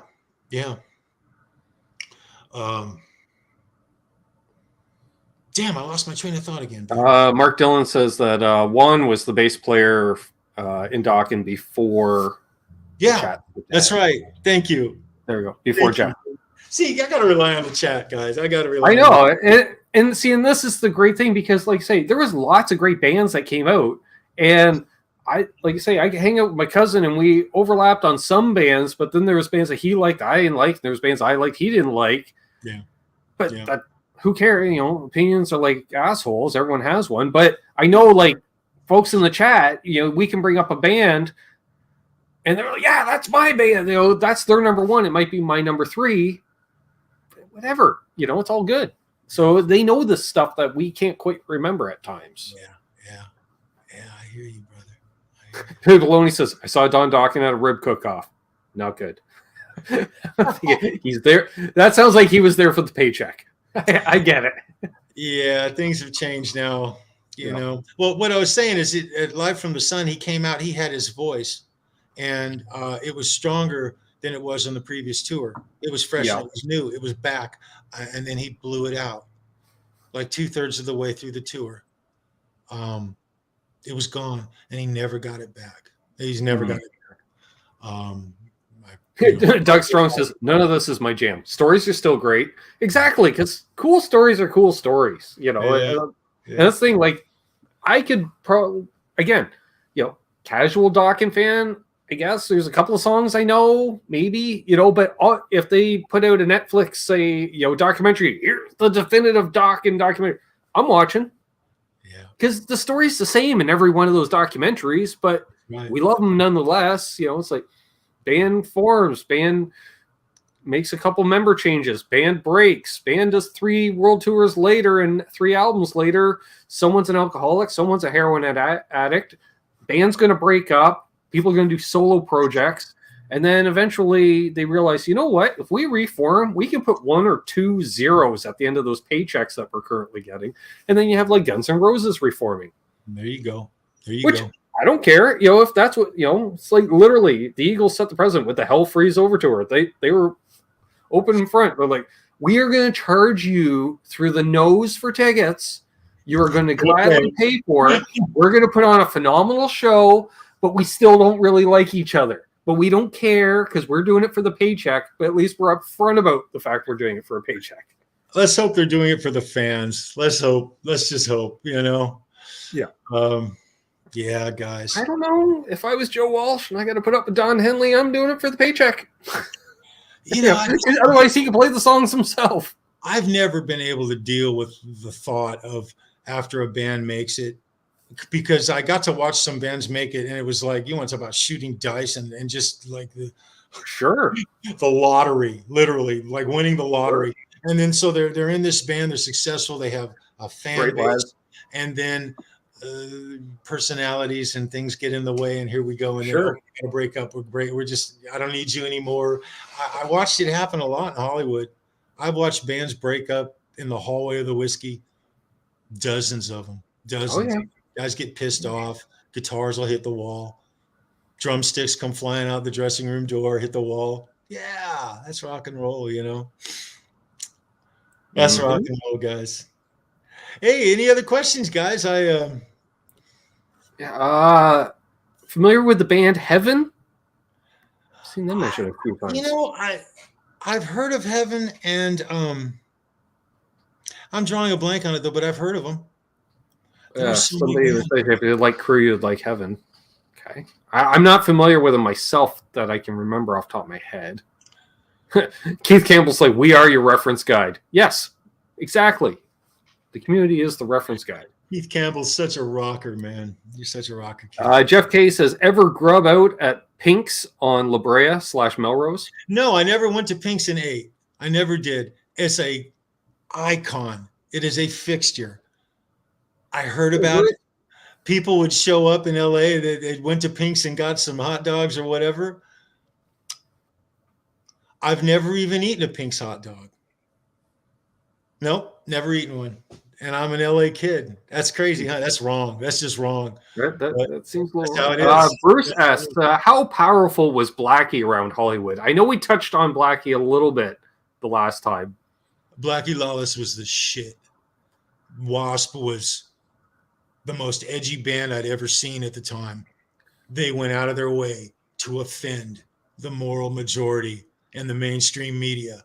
I told this story before. The band Wasp would bring New York strip steaks in packages, and the drummer would throw them out like a drumstick into the audience. If you can imagine being in the audience and having a piece of raw meat flying at your face. Well, yeah. The fans reveled in it. They loved it. And they would, like ravenous dogs, that's the term I use, fight for that meat. As Blackie would stand there and lay it down. It was incredibly impressive. And there was a show that I could have gone. I've told this story. It's one of my biggest regrets. I think I've said it before. They did a show with Slayer and they did a show with Anthrax. Right.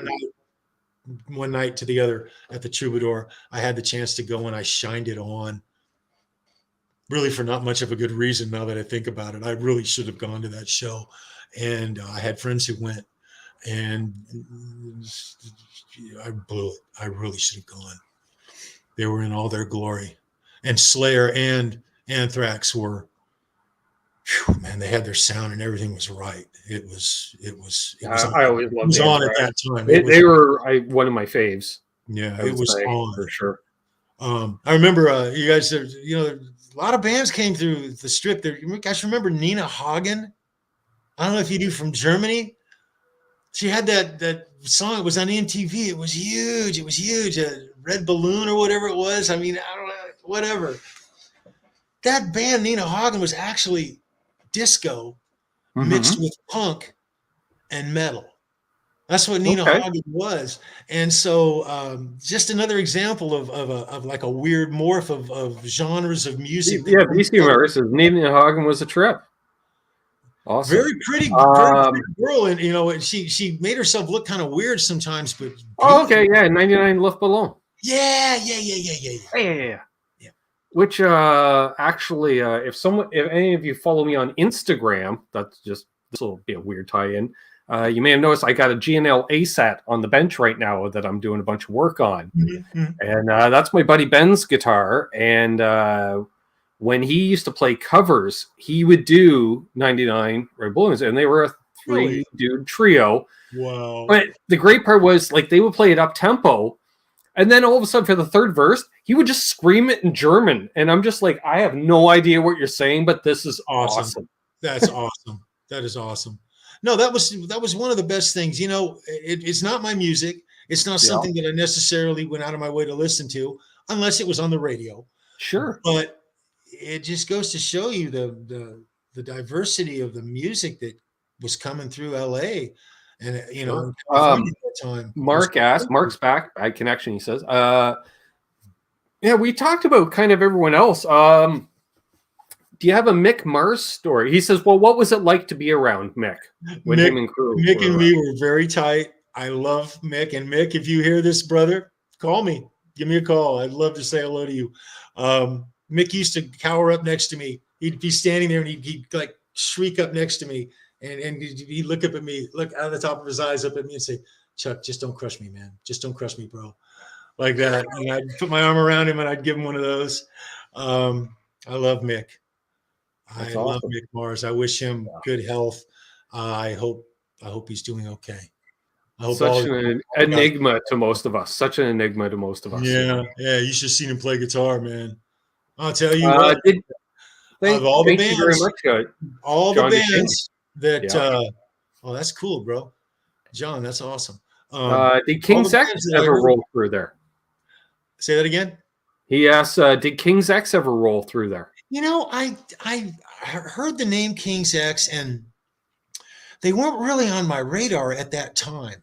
They just weren't. There were so many other bands, and I did hear. I think that would be early King's X too. Yeah, and that would have been it would have been the early King's X.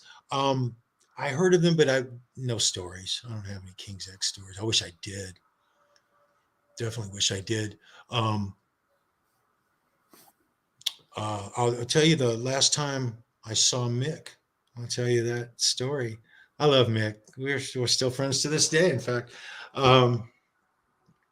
it's weird the way I got unplugged from Hollywood and all the bands. It's kind of weird how that happened, but so they're doing a show at the Santa Monica Civic. They sold the Santa Monica Civic out. It's now 1982, and they're killing it. They're just killing it at this point, and they're talking they're talking world tour. They're talking touring the U.S. tour, not world tour, U.S. tour at this time, and it's in the works. And the show was over, and Stick and Barry were not working the show. I wasn't working the show. I actually went to see the show with my girlfriend, with Gwen, and we went to we got him backstage and came in the back, and I saw him, and he asked me to walk him to his car, and so I did, and so I walked him and Stick and Mick. Barry wasn't there to Stick's car, and because that's what Mick did, guys. I don't know if you know this or not, but when the show was over, Mick left. He took off. The other three guys, they hung out and partied, but Mick was the responsible one. He always was the responsible one. And that's the last time I saw Mick. Last time I saw him, in concert and things like that, but that's the last time I spoke to him and gave him a hug. And, sure. Yeah. I miss those guys. I do. I bet. I do. I get it. That's for sure. Let's see here. Oh, I don't know. That might be a little after. Keith Campbell asks, any glam Pantera stories? I love Pantera. No, I don't really have a lot of Pantera stories. I saw Dime one time. I'm trying to remember where I was. I was in the Starwood. With my friend Johnny, and I remember seeing him there, and he was with some friends, and they came by, and everybody, that's Dimebag Darrell. I'll never forget it. Had a smile on his face. He always had a smile on his face. Rest in peace, Dime, dude. Dime and Vinny, man. Miss you. Yep. Miss you. Yeah. Ooh. Travis asks, Chili Peppers? Yeah, I love the Chili Peppers. Lots of Chili Peppers story. So the Chili Peppers, my connection with them has nothing to do with LA. It has to do with Hermosa Beach, California. Okay. They practiced in a garage right off the Strand. And me and my friend Tony would sit in his, it was what the hell was that? A Toyota Celica, I think it was. He had this little Toyota. I think it was a Toyota Celica, and we would sit in the alley and listen to them practice. Yeah, straight up Flea. What a character. They used to play parties down in the South Bay. When I say South Bay, we're talking like between Malibu and Rancho Palos Verdes. That's not the South Bay like San Diego. That's the South Bay, Central Los Angeles, South Bay. They played parties. I've seen the Chili Peppers play at least 4 or 5 parties Nice. between Torrance and Hermosa Beach on like weekends in people's houses. The cops would show up, make them turn it down. And finally they'd threaten to confiscate the equipment and they'd stop playing. And that's from my high school days. That's high school right there. That's junior high school for me. Ironically, one of my best friends, his name is David Levine. His stage name is Dave Rat. He was their sound guy for the better part of 4 decades. He's still their sound guy. He just doesn't do it anymore. He has his crew do it. Right. They do Blink 182 and the Chili Peppers and a few other bands. Cool. That's current stuff. That's current stuff. He's an old friend. That's very cool. Yeah. Right. I love the Chili Peppers. I absolutely love them. In fact, my kids took me to the Chili Peppers. I saw them 2 years ago. Nice. Back before COVID. It was one of the last shows I saw just before COVID started. And it was cool. I saw them with Baby Metal. That's who I saw them with. That was interesting. I bet. That was very interesting. Yeah, I don't know if I could sit through a whole set of Baby Metal. I sat through the whole thing, and I got to tell you, the guitar players are spectacular. They're very accomplished. Just not my thing, but it was cool. Chili Peppers. Look, that silver lining, that's for sure. Danny California, baby. Danny California. Let's see. Okay, we had a couple people ask, any stories about Lemmy? Yeah, Lemmy, man. I'll tell you something. He became a more permanent fixture in the late 80s, early 90s, and throughout the 90s into the 2000s. When he wasn't touring, he had an apartment in the hills just up above Sunset Boulevard, and he had a seat in the Rainbow Club since I would say 1980, about 1980 is when that started. And I would see him there. I would see, who used to love Lemmy. Well, we all love Lemmy. Motorhead, I think, is my favorite band. For me, they're the beginning of it all. But Lita Ford would, the first thing she did when she came off the tour, when she came off a set of shows, and she was back in LA, she made a beeline for the Roxy and the Rainbow to give Mario a hug and a kiss and to give Lemmy a hug and a kiss if he was there. And if they were touring, obviously he wasn't there. And in those days, Motorhead toured a lot. So Lemmy was not the fixture at that time. But I got a couple of Lemmy stories. He was backstage a couple of times. He came there to see some friends. I can't remember the name of the band that he was friends with, but they were a punk metal band. It wasn't was it Plasmatics? Yeah, it was Plasmatics. Winnie Williams, that's who it was. And he came backstage and he tolerated me.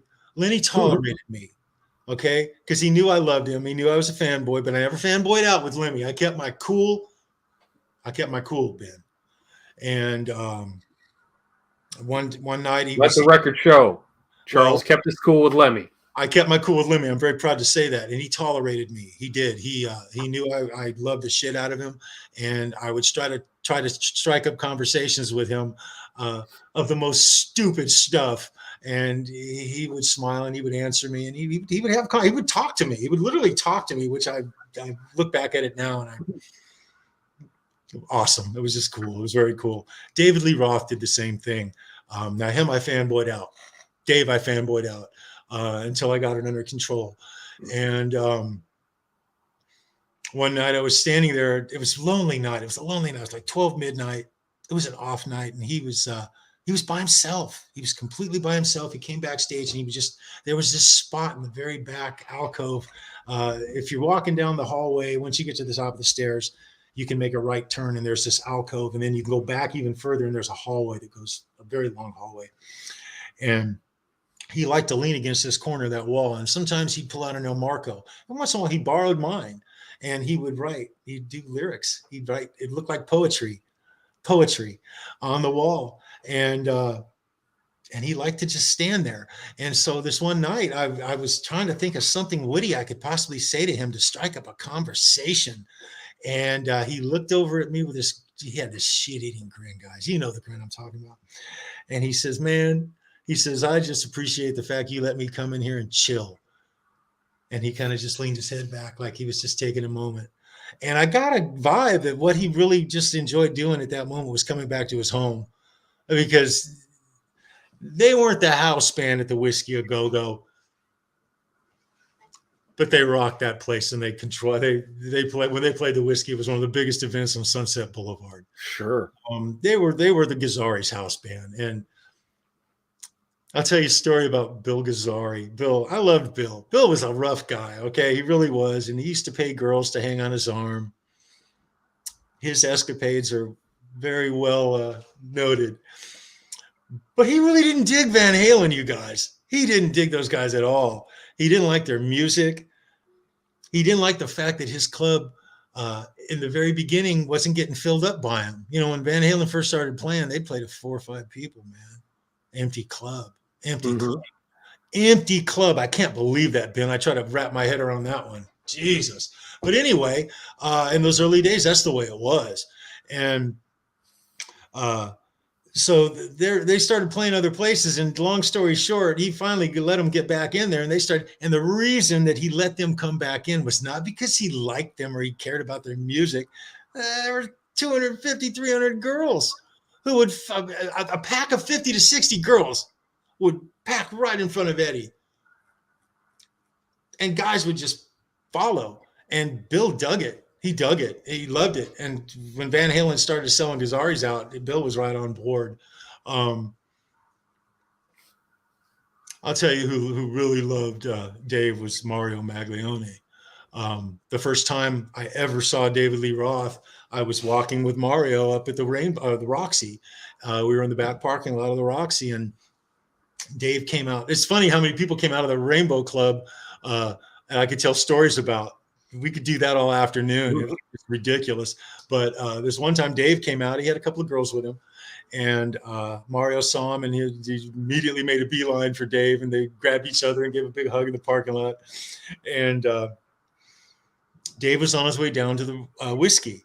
And I was with Brian, who was actually Mario's bodyguard, a guy named Brian. And he and I were about to go down to the Whiskey. So we walked with Dave and his 2 girls down to the Whiskey. Okay. I was fanboying big time, but I wasn't really talking. I was hanging back, and Brian knew him really well. So him and Brian were shooting the shit. But this is one of the first impressions I got of Dave. And this is how big he was, you guys. By the time we got to the Whiskey, and it's only 300 yards. It's 300 yards. It's a long city block. That's what it is. There was 12 people in that group of people that we started out with 4 or 5 people. It was 5 of us, 2 girls, me and Dave and Brian. And by the time we got to the end of the block, there was 9, 10, 12 people in that group that we were walking with. People were in their cars on Sunset Boulevard, and they were recognizing him, and they would like stop on Sunset, stop traffic and honk their horn. And girls were hanging out of the windows of the car screaming, Dave, Dave. It was awesome. It was absolutely awesome. And so the first time I met him, we walked down to the Whiskey, and he immediately made a beeline back for the backstage. And so I got to walk with him down there. I didn't know him. I hadn't even spoken to him yet. But I went back up to the backstage, and it was back into my position. And he came back there and hung out. He was there for the better part of an hour, just chilling out and enjoying his friends. Sure. You know, just chilling out. He liked to come back there and just breathe. It sounds like there's a handful of guys that they saw that as that's their personal, what they call it, their personal bar, their personal clubhouse. Yeah. It's their home away from home, when you're in town, but you're, you get off the road, you're sitting at home, you're looking at the walls going, well, I got to do something. Yeah. Well, I'll go down to the club. Yeah. See what's up. Yeah. Who's playing? Doesn't matter. We'll go down, see what happens. What's up, Paul? Hey, Paul, what's going on, bro? I get it, for sure. It's very cool, though. Very cool. If you missed anybody or anything, I apologize for not paying real close attention to the chat. It's all good. I think we're pretty much covering everything to cover. It says Haas is a big fan of Mick Mars as well. Who isn't? Nobody had tone like Mick. It's funny. I didn't realize Motley Crue was playing in D standard. His guitar was tuned in D standard, and that was part of the catch that I liked in their tone and their sound. It was unique because it was unique. Yep. Exactly. I remember the first time Motley Crue kicked off a show that I was at, and I wasn't even interested in them. I walked them to the stage. I turned around, I went right back upstairs, and I was talking to Charlie and Randy. And they were talking shit about Motley Crue. That's what they were doing. They were into punk. Right. And Motley Crue started their set. Holy shit, I've never ran to a stage so fast in my life. I couldn't believe what I was hearing. I mean, it was fresh. It was new. I'd never heard anything. Well, not good if you like punk. They were Livewire. They were unique as far as their sound in the whiskey, and any other band. No other band sounded like them. They were unique. They have a unique sound anyway. Motley Crue doesn't sound like a bunch of other bands. They have a very unique sound. I remember riding to band practice one time with Richie, and he's more of a '90s guy because he's 10 years younger than me, and and I just got my phone playing music, whatever, and Livewire came on. Yeah. And just that attack and like say that lo-fi recording quality. Yeah. So it's very punk rock. He's like, what the hell is this? Yeah. And I was like, what? Yeah. And he's like, he's listening, and then Vince comes in, he's like, is this Motley Crue? And I'm like, yeah, man, first album. He's like, this fucking rocks. I'm like, yeah, man. It was want to cover it sometime. He goes, I can see that. I took the album, I played the hell out of it. Canard, late night for Canard or early morning. But my copy's not scratched. I've managed to keep it intact to where I haven't played it in years, but it wasn't scratched the last time I played it. But I made a copy of it, an recording, so I could put it in a cassette so that I could play it in the car. Sure. And I remember cruising down Pacific Coast Highway. I was playing Too Fast for Love before anybody had it, man. Sure. Good times, guys. Real good times. Which interesting, Too Fast for Love, interesting. Especially you listen to the whole ending of that. That's old school. That's 60s music, but just cranked up to about 14.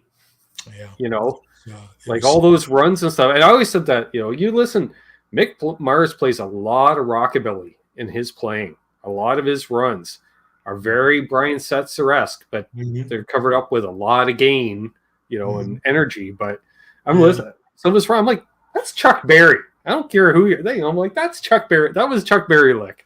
Yeah. He had a Marshall half stack, and he had that black Les Paul. Those are, you see on the album covers, he has a couple other guitars. Those are just stage guitars. Sure. I remember the worst Motley Crue show I ever saw. It was horrible. It was a train wreck. It was they had finally split away from Alan Kaufman.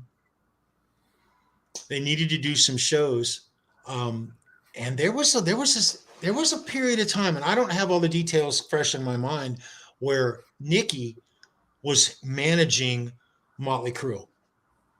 Okay, helping line up some gigs and shit, because they did a show at the Roxy, and they didn't play the Roxy. I believe they only played the Roxy twice in their entire career, and maybe only once.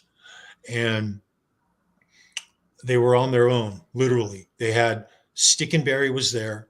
I was there. I was there with him on that night. And I was raving about Motley Crue to some of my friends in the South Bay, and a couple of them came to the show, and it was kind of horrific for me because it was the worst Motley Crue show that they had ever done. And the reason it started out, it was just a series of unfortunate events that happened. They came on, they opened the show. The first 10 seconds was stellar, and then Mick broke a string. Okay. Barry grabs the backup guitar as he's roadieing for him, and he does the switch over. Tommy is the only one who's still in time at this point, and he ends up going into a drum fill that turns into kind of a half-ass drum solo while they're trying to get the other guitar up and tuned because the roadie didn't tune Mick's backup guitar. And that was the beginning of a horrible set. It was horrible. And yeah, because it's not like you have an inline tuner like you do nowadays. There was none of that shit. Okay, they used a scope back behind the amp. There was a scope they had, and I don't know how to use them in those days. I just remember seeing the guys use them. Right. But back when guitar techs were magicians that used strobe tuners and. Probably the very worst Motley Crue show that ever occurred. It was a train wreck. It didn't ever happen again. It happened it happened at the Roxy, and it was they were going through. And I said this before. Now I told a story about them not playing really good at a Dokken when they head to head with Dokken. I'm not Dokken. Kevin Dubrow from Quiet Riot. I think I told that story on the last show. Okay, well they weren't playing great, but they weren't train wreck. I mean, they were still playing. They went through their set. Okay. They were just burned out. Okay. They were burned out from partying. This was just a series. They weren't burned out. These guys needed a good show. And it was just a series of stuff. It wasn't because the guys weren't there, and it wasn't because they weren't sharp and ready to rock and roll. It's just things were happening. And so I remember that, that's the kind of thing that happened. Yeah, and I will agree. Oh, first of all, I should have done this the last time you're on. BC Rich 581. I apologize for the sheer volume of Nikki Sixx references over the last show and this one, because I know he is not a Nikki fan, but he's been here throughout both shows. So kudos, good sir. I can say this. He says his personal favorite Crue album is the John Corabi album, and dude, I like that one too. That it was different. It was like. To me, it was like that was Motley Crue saying, you know what, we need to reinvent ourselves as Pantera. And it came back heavy, and I was like, holy crap. God, I look at that. I don't even consider it Motley Crue. I'm sorry. I was going to say something in response to what he had said, and I forgot what I was going to say again, guys. I'm so sorry. Oh, God, I want to say it, though. Ben, what was it? He made a response to something BC Rich did, and you made a comment about it. Well, yeah, because I know he's not a Nikki Sixx fan. Nikki, that's what I was going to say. So, guys, back in early 80s, Nikki wasn't a great bass player, guys. He barely. I was going to say, BC will tell you he isn't a great one now. Barely could play bass, but you know what his gift was? Mm-hmm. He can write songs. He wrote all the Motley Crue songs that you love. He wrote them. Okay. I knew he was going to say that. So, and I'll say this, he got a lot better as a bass player. He got better. It's kind of weird, the paths that guys took in Hollywood to get to where they got. Not everybody took the same path. Some guys went, as long as they got to that same place, God bless them. But he got better as a bass player. He got a lot better. But he's the guy who like looked in the mirror and said, I want to be this, and dressed for it without the ability to do it. It's like wanting to be a spaceman and not knowing anything about outer space, or getting in a rocket, but willing to do it. And he had the look. And he had the gear, and he had the ability to write the songs. And he had Mick Mars playing guitars and Tommy Lee playing drums. Phenomenal drummer. Huge difference. They are a total package. You can't take, when you said, that's why I said, I made the statement. I have no offense, Ben. Screw Corabi. I'm sorry. That's not Motley Crue. And I don't mean anything against Corabi. You got to joke. It was something. Yeah. But, I remember it was different. I was just like, oh, okay. That's So not Motley Crue. Motley Crue is not Motley Crue unless you have no, that. but it appeared to me it was a kind of, like I say, they were trying to reinvent themselves as Pantera because Pantera seemed to be the only band that survived the grunge thing, and so I liken them more to the New York Dolls. That's who I like in Motley Crue too. That's who they morphed out of. Period. They really did. I've talked with the guys about it, and they've made comments. Nicky himself used to love Buster Poindexter. He made comments. We talked about Buster on a couple of occasions. Just it is, Oh, thanks, Charles. Appreciate it. He says, this is too good not to kick in. Charles, you rock, dude. You rock. That is awesome. I was going to mention I think it was late 84, early 85, I think, like that winter, because I was in 5th grade. So Theater of Pain was all over the place, of course, Sure. Yeah. We were in a Motley Crue, and my mom was going out to visit her brother in LA for a couple of weeks on vacation. Where in LA? He lived in Hollywood. Okay. I know that. I knew that much. And so he was, show around town, whatever. He was shooting a TV series, I think, on the Paramount lot at the time. Oh, Thanks, really? Mayhem. Appreciate it. Wow, that's cool. Yeah. That's cool. Hey, Shred the Nar. That's the best darn thing about working in Hollywood and stuff is I would run into people who were makeup artists. And that was the thing. And, I asked her, I started watching, here in Canada, Much Music or MTV. We would get it. I think it was still paid TV at the time, but I got on the free weekends, every couple of months. So, cool. And, of course, I started looking at the Hip Parader magazine stuff, and she's like, "Is there anything you want while I'm out there?" I'm like, yeah. I'm like, I want one of those studded wristband things. That's what I want, because I'd heard. About these stores on the Strip where you could buy clothing to look like the people I see in the music videos, and I'm like, and my mom's like, well, it makes sense, it's Hollywood. There's outfitters, prop houses, blah, blah, blah, like you can get anything in LA, I was like, okay. MGM lot, that's where my uncle shot, because she brought me a sweatshirt home with the MGM Studios logo on it. Nice.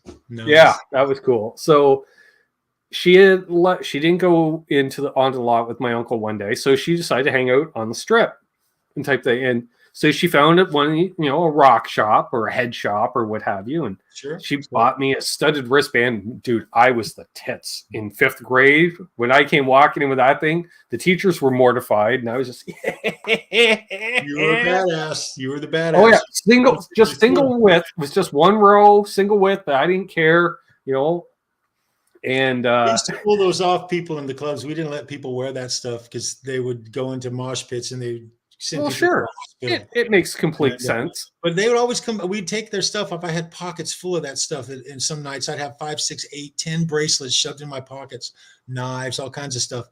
Sure. Thanks very much, buddy. So sending big hugs to Ben Tom. Indeed. Oh, you are awesome, Simon. Indeed. Love you, Tom, Simon. Yeah. So she went to the rock shop, and then it was like, hey, guys, like, probably someone like yourself, guy clipboard type thing, outside of a club. Do you want to be in a music video? Okay. Yeah. So, she didn't know what the name of the band is. I'm like, come on. I'm like, you were in a music video. I'm like, I know I'll know the band, Would. And she never did remember who it was. And then another night, like her brother took her to the Improv. I was like, was it the Comedy Store? No, it was the Improv. And she remembered because she remembered Emo Phillips performed that night. So she got to see Emo perform. Yeah, that's cool. And that was the funny thing was, and then, a couple of years later with the stand-up comedy boom, by that time with the TV shows like Caroline's Evening at the Improv, and because they would put 20, 30 comics on a night, doing their 10 minutes. So she's like, I've seen him. Wow. I've seen her. I see, because on a particular night at the Improv, people doing spots. So, yeah. And I've at the whiskey, I saw Robin Williams up at the Roxy a couple of times. The first time I ever saw Robin Crosby and Robin Williams together, it blew my mind because I remember telling myself, I said, my God, I'm looking at two Robins. What's the odds on that ever happening again? Right. That'd be like two births in the same room. It just doesn't happen. Well, it's amazing who used to knock on that damn door. I've opened that door to Gilbert Gottfried. I opened that door to, you guys remember Pee Wee Herman? Well, he's a guy named Paul Rubens. And sure, Paul Rubens. Pee Wee Herman is a character that he did. Sure. I have opened the back. He used to come in the back door of the whiskey all the time. Paul Rubens. He got into some trouble, but he was always a really great guy. And I used to love his character. He'd come out. What he would do is here's your trivia question. Where was the first time Pee Wee Herman was seen on screen in a movie?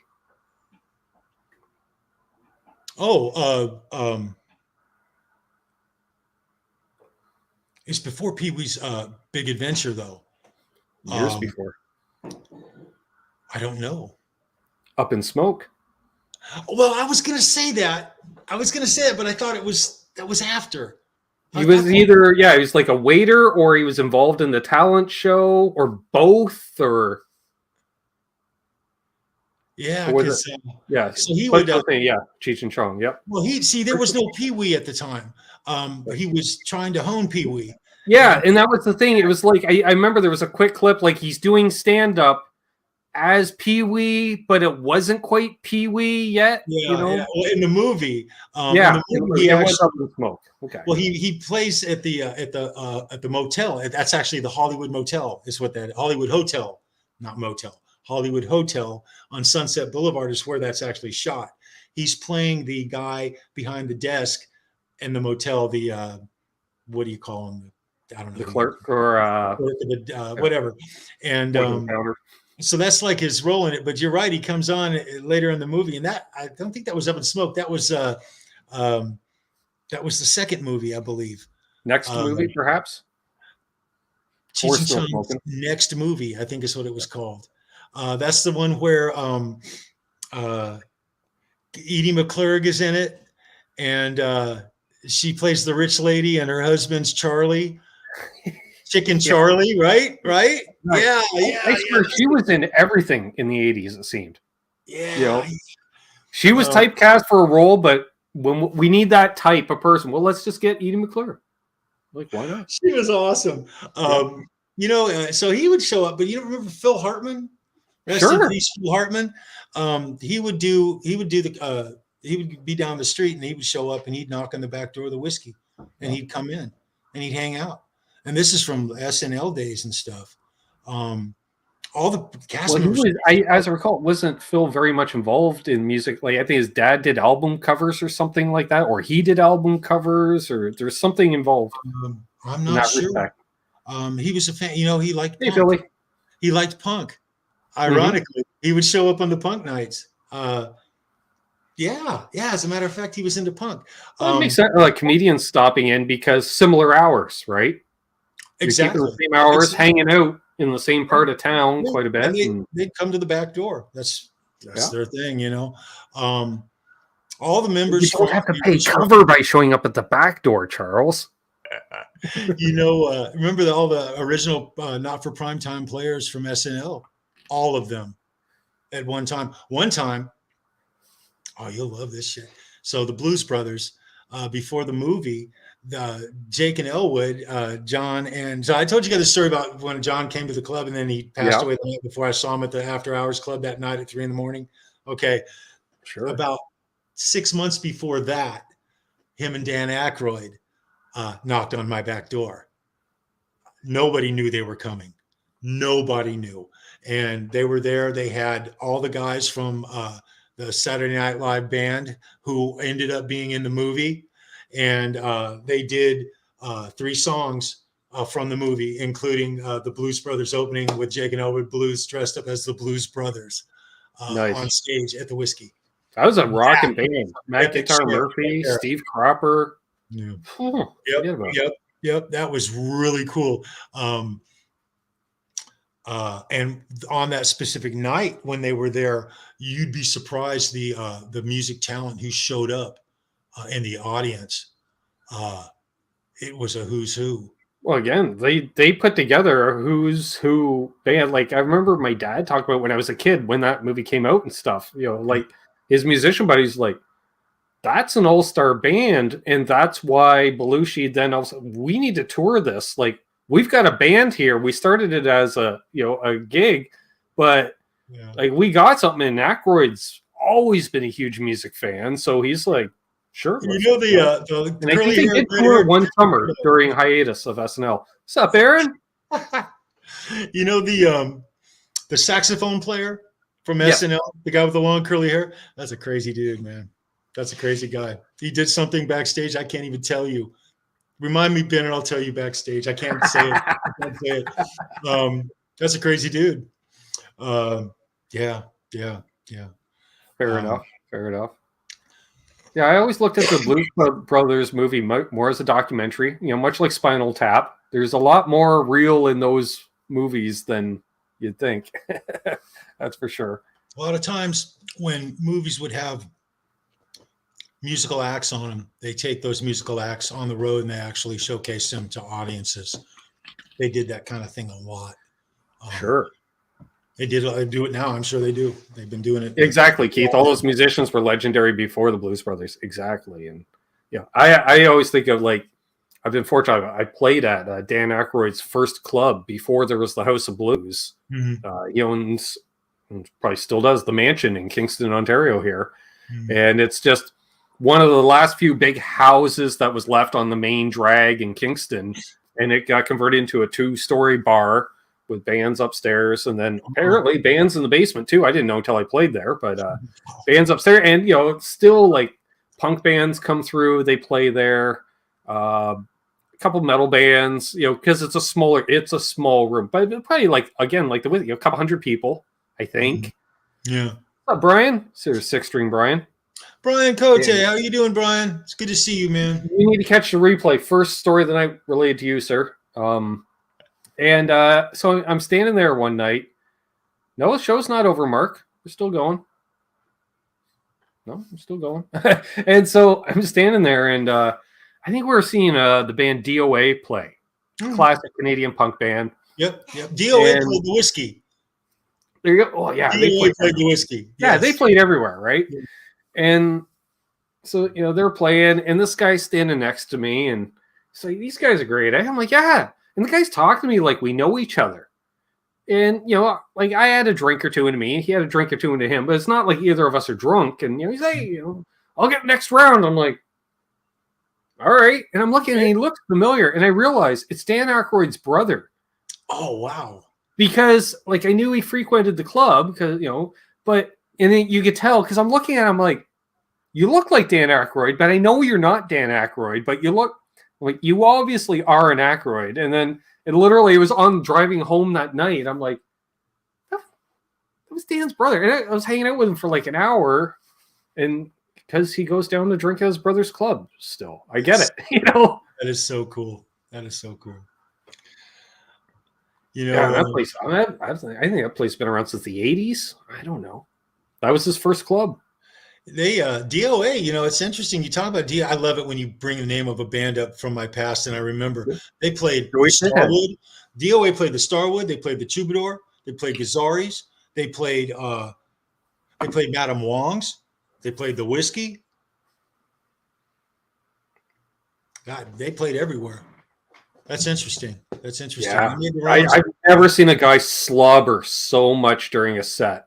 And it was funny because he's got his Marshall stack is sideways facing him as much as out on stage. It's like right there with his Boss tuner on top of the amp, only pedal, and like a hand towel. And I couldn't figure it out. You know, he starts the show and tunes up. All right, let's go. Boom. And just starts like screaming and just drooling. And after each song, hit the tuning to avoid the feedback, wipe the face down. Yep. Okay. Boom.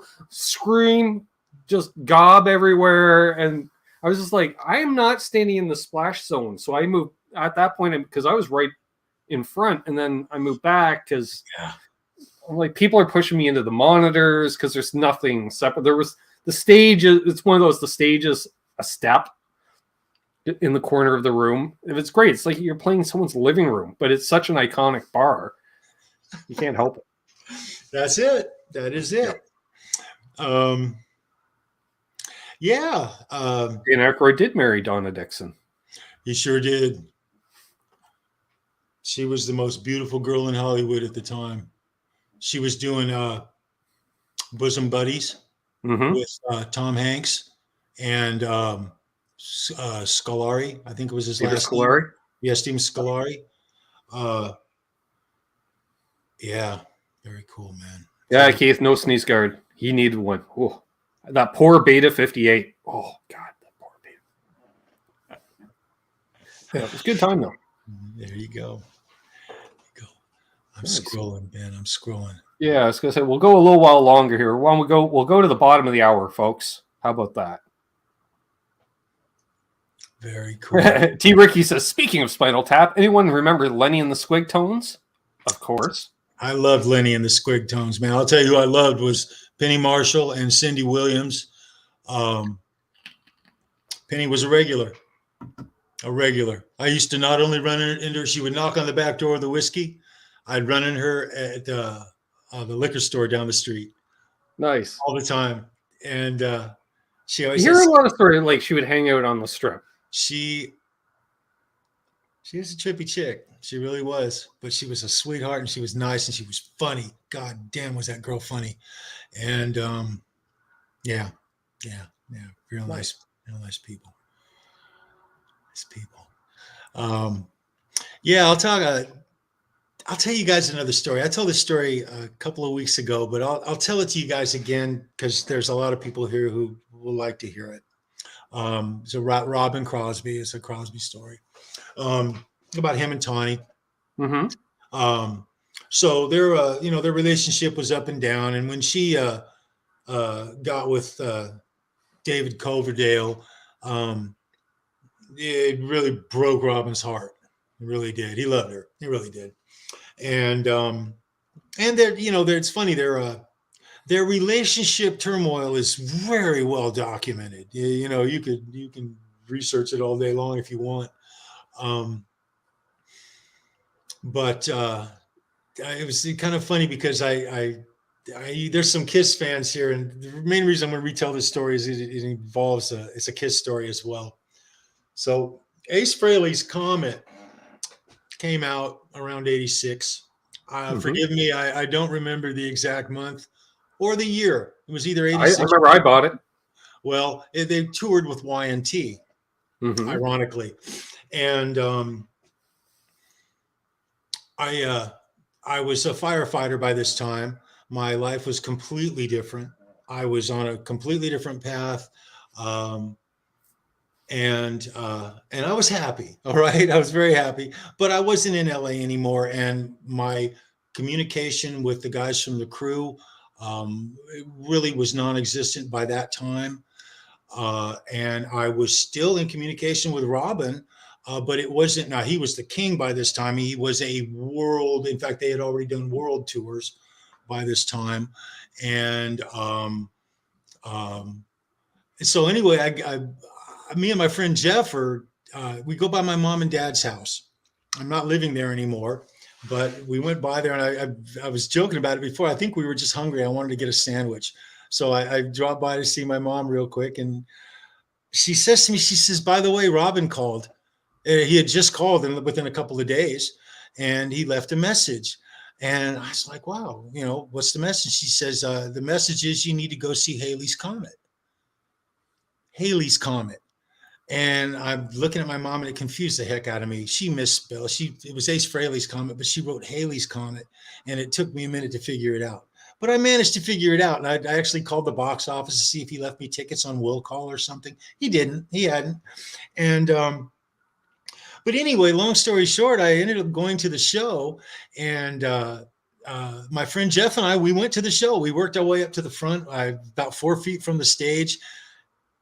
About the worst YNT show I'd ever seen. It was horrible. Leonard Hayes was no longer drumming for them. They brought this kid in. He had double kicks. It wasn't the same drum vibe.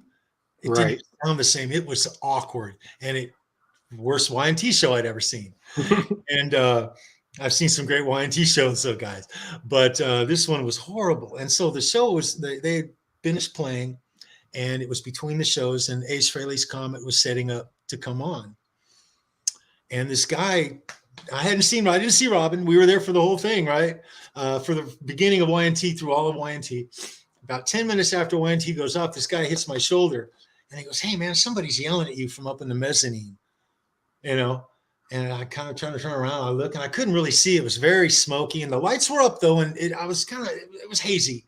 But I saw Tony Katane standing there screaming off the edge of the balcony, "Chuck, Chuck," screaming. And then I look right to her right, and Robin was right next to her, screaming, waving his arms. So me and Jeff made our way up. I got to spend the rest of that, before the band started. Robin, we were talking. He was the king. He was with a group, but he was with Tawny and some of her friends. I called them high rollers. They were completely out of my league. But they were very nice people, and we got along very good. We got to set. I sat and watched Ace Frehley's Comet with Robin and Tawny and their friends, and my friend Jeff. Jeff's jaws on the floor. Yeah, it was, and it was one of the best sets I'd ever. I'm an Ace fan. I've always been an Ace fan. I'm not the biggest Kiss fan, but I've always enjoyed. I've seen Kiss several times. I've got to watch them working for West. I've had my back to the stage, standing in front of the stage, watched 30,000 people watch Kiss on more than one occasion. It's a family event. It was iconic, unlike anything at the time. It was an event to see Kiss. But that being said, I got to catch up with Robin. We talked. He was not the same person that I remembered. He had changed a little bit for various reasons. Some things I'm not going to go into, but he was my friend to the day he died. And after the show, we went backstage, and it was great because Peter Criss went up on stage and played Deuce with Ace Frehley's Comet. They played Deuce. Nice. And Anton Fig was the drummer. I don't know if you guys are familiar with Anton Fig, but he's a phenomenal drummer. He was Bonamassa these days, I think. He was the drummer for Ace Frehley's band. Yeah. And they changed out the snare to accommodate Peter. And so anyway, he came, he played, and watching the Ace Frehley's Comet play with Tawny and Robin was priceless. It was priceless. No doubt. But after the show, we went backstage, and it was so crowded. I just planted my back to a wall in this hallway, and with Jeff next to a bathroom. And it was just a zoo, man. You couldn't move. And the bathroom door opens, and here comes Peter Criss walking out. And the fact that I recognized him was a miracle, because he was a cat for the entire time I've ever known who he was. They had literally, I think, been unmasked for maybe 2 years, maybe something like that by that time. And but he comes out of the bathroom. I said, "Damn, Peter, you're Peter Criss." And he goes, "Yes, I am." And he reaches his hand out to shake my hand. And he had hand problems in those days, guys. It was very well publicized that his hands were giving him trouble. And in fact, Gene was giving him shit in magazines about it, calling him names. And he reached out to shake my hand, and I very gently took both of my hands and cupped his hand. And I said, "Man, you're a fucking badass." Just like that. I, gave him kudos. And so that's my Kiss story. That's the only one of my favorite drummers that I've ever actually, met and said hello to. I've seen Kiss several times and been next to him, but I've never got to speak with any one of them before. That's right. Anton Fig was also part of the World's Most Dangerous Band, which was Letterman's house band for years. Yes. Because he left that to do the Frehley thing, and then he, when Ace wasn't touring, he was obviously back with Letterman. Yeah. Which was Cool. But that's the last time that I was ever with Robin one-on-one. I did see him again in '89 at Brat was playing with Warrant. That's also the last time I saw Janie Lane. And literally about 4 months after that show, I ended up going to Honolulu and starting my construction business over in Hawaii. So I was there for a better part of 5 years.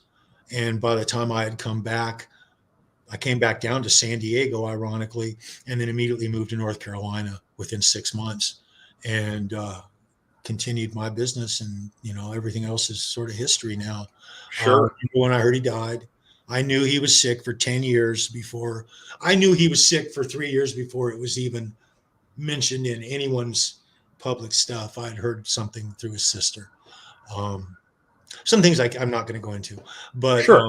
That being said, one of the nicest guys I've ever known. Period. What a guy, I agree. Yeah, I miss Well, him. you know what? I think that's a good way to we'll wrap up this part or this episode. Well, thank you for tolerating me and letting me sit here for a couple hours and run my mouth again. I do appreciate it. I love you guys. All right, one last question from Keith. When did you live in San Diego? It would have been 1995, 96. Rancho Bernardo. Rancho Bernardo is where I was for the better part of 6 months to 8 months, and then I moved to North Carolina. My parents had moved here, and they actually had never seen their grandkids, and so I packed everybody up, and we made a trip here, and ended up never leaving. Short story, ended up never leaving. I get it. Yeah. Hey, I've seen that part of the country. It was hard for me to leave. I love North Carolina. It reminds me of here, but different. Yeah. It's the same, but different. It's a nice piece of the world, I will say. So definitely hold on the line here, Charles, as we wrap things up. I want to thank everybody that tuned in tonight. We had some great questions. I know we didn't do a whole lot of there, but you guys, you prodded us along, right, Daryl? Good to see Daryl being here. Another great hang. We'll definitely do a part 3. I think like say people just bring up band names and it inspires a thought or a story or what have you, and goes back and forth. And definitely a great hang. So thanks everybody that tuned in. I hope you left a thumbs up. Again, if you're new, please subscribe. I'll be back tomorrow night with Canucks with Guitars with myself and Terry's 3Gs. Might have an unboxing, maybe, if the mail shows up. We'll see. Excellent. We'll see. I don't know. I got to continue work. There's going to be stuff. Hey, get videos this week on guitars that are not mine. There's going to be at least 2 parts to the ASAT that I'm working on. I'm hoping to wrap up the actual work tomorrow. I already got part 1 uploaded, and that was with editing. Started out as, just give it a setup, Charles, and, add a kill switch. So I can do that. Sure. And then it's like, I might as well polish the frets. And then, as the fret ends. And let's just be honest. It's a never-ending labor of love, and that's what we do. And it's for a buddy of mine. So, you want to go the extra little bit and stuff. And the cool thing is I'll link his channel because it's my buddy Ben who does put out original music on his channel. Mm-hmm. And he's going to do a video when he gets the guitar back, because literally I remember seeing Ben play in high school bands in the early 90s. And then we, obviously went our own ways as late teens. And then, ironically enough, on my first date with who would become my fiance in a relationship for 13 years, she said, hey, after we went to the movies, she says, a buddy of mine's band's playing. Do you want to go check them out? Okay. Now, I wasn't a musician really at the time or anything like that. I played a bit of guitar in the bedroom, but I didn't play really or anything. And we show up, and she was friends with the bass player and drummer in the band. And the guitar player was Ben, and he was playing this ASAT, and that would have been in 2002. He was playing it. And so it's got a lot of miles on it. So I'm trying to bring it back to some of its former glory. And I love all the work you do on the bench, Ben. You're, I always give you shout outs. Your channel is a wonderful channel. I try. It appeals to multiple genres and multiple ages. It's a great channel. Don't change a thing. Just keep what you're doing. I might even do another soda pop tasting this week. I'm due. I love the soda pop tastings. I love it, man. Yeah, that pineapple was not fun to drink. No, I saw it. I was laughing. There was just too much sugar. Yeah. It's like 4 times the amount of a Coca-Cola. And that's kind of my base mark, a Coca-Cola. Yeah. So, yeah, that'll be fun. Your face was so funny. I knew you didn't like it the minute it hit your mouth. I was like, no. That's awesome. Hey, all you guys, I love you. And I want you guys to all be well. Shout out to Analog Kid and John Conklin. I want you guys to feel better. Analog has had COVID for a flipping month. Sorry to hear that, man. Lenny Lou is yes. is also ill, and we love you, Lenny. We want you to get better. I haven't heard from her. It was funny yesterday. It's not funny at all, but yesterday at like lunch, I thought about Lenny. I was like, wow, I haven't heard from Lenny or even seen her in a chat in a couple of weeks. And so anyway, just to say that I love you, Lenny. Mary's okay, to let you guys know. Mary, what I heard was Mary was still fine. Yeah, my sister spoke with Lenny Lou's nephew, I think. I want to say on Friday, maybe. And she said mentioned it on the show, and I completely flaked. So I do apologize. But and my sister put a thing out on Facebook. That's what I saw. I saw that. Yeah. Anyway, I love all you guys, and another shout out to Tommy. You be well, you get well. I love you, brother. Yeah, I'm gonna text Tom tomorrow to see if he made it home or not, at the very least, and see if we have an update that I can give on tomorrow night's show. So cool. Thanks again, everybody that tuned in tonight. Special shout out to the Mod Squad for helping out with links and the moderating and stuff. Special thanks to anybody that contributed tonight. It helps, believe me. You guys rock. You guys rock. And I'll be back, like say, tomorrow night with Connects with Guitars, right here on the YouTubes, on the Googles of technology. Sure. So hold those doors open. Let Doug's wife in ahead of you in traffic, because she's real. That's why. No other reason. Be good to each other. Be well. Be safe. Happy tone chasing. And of course, don't litter. Just don't. Just put it in the trash. Or even better, recycle. Ooh, there's a concept. Cheers, folks.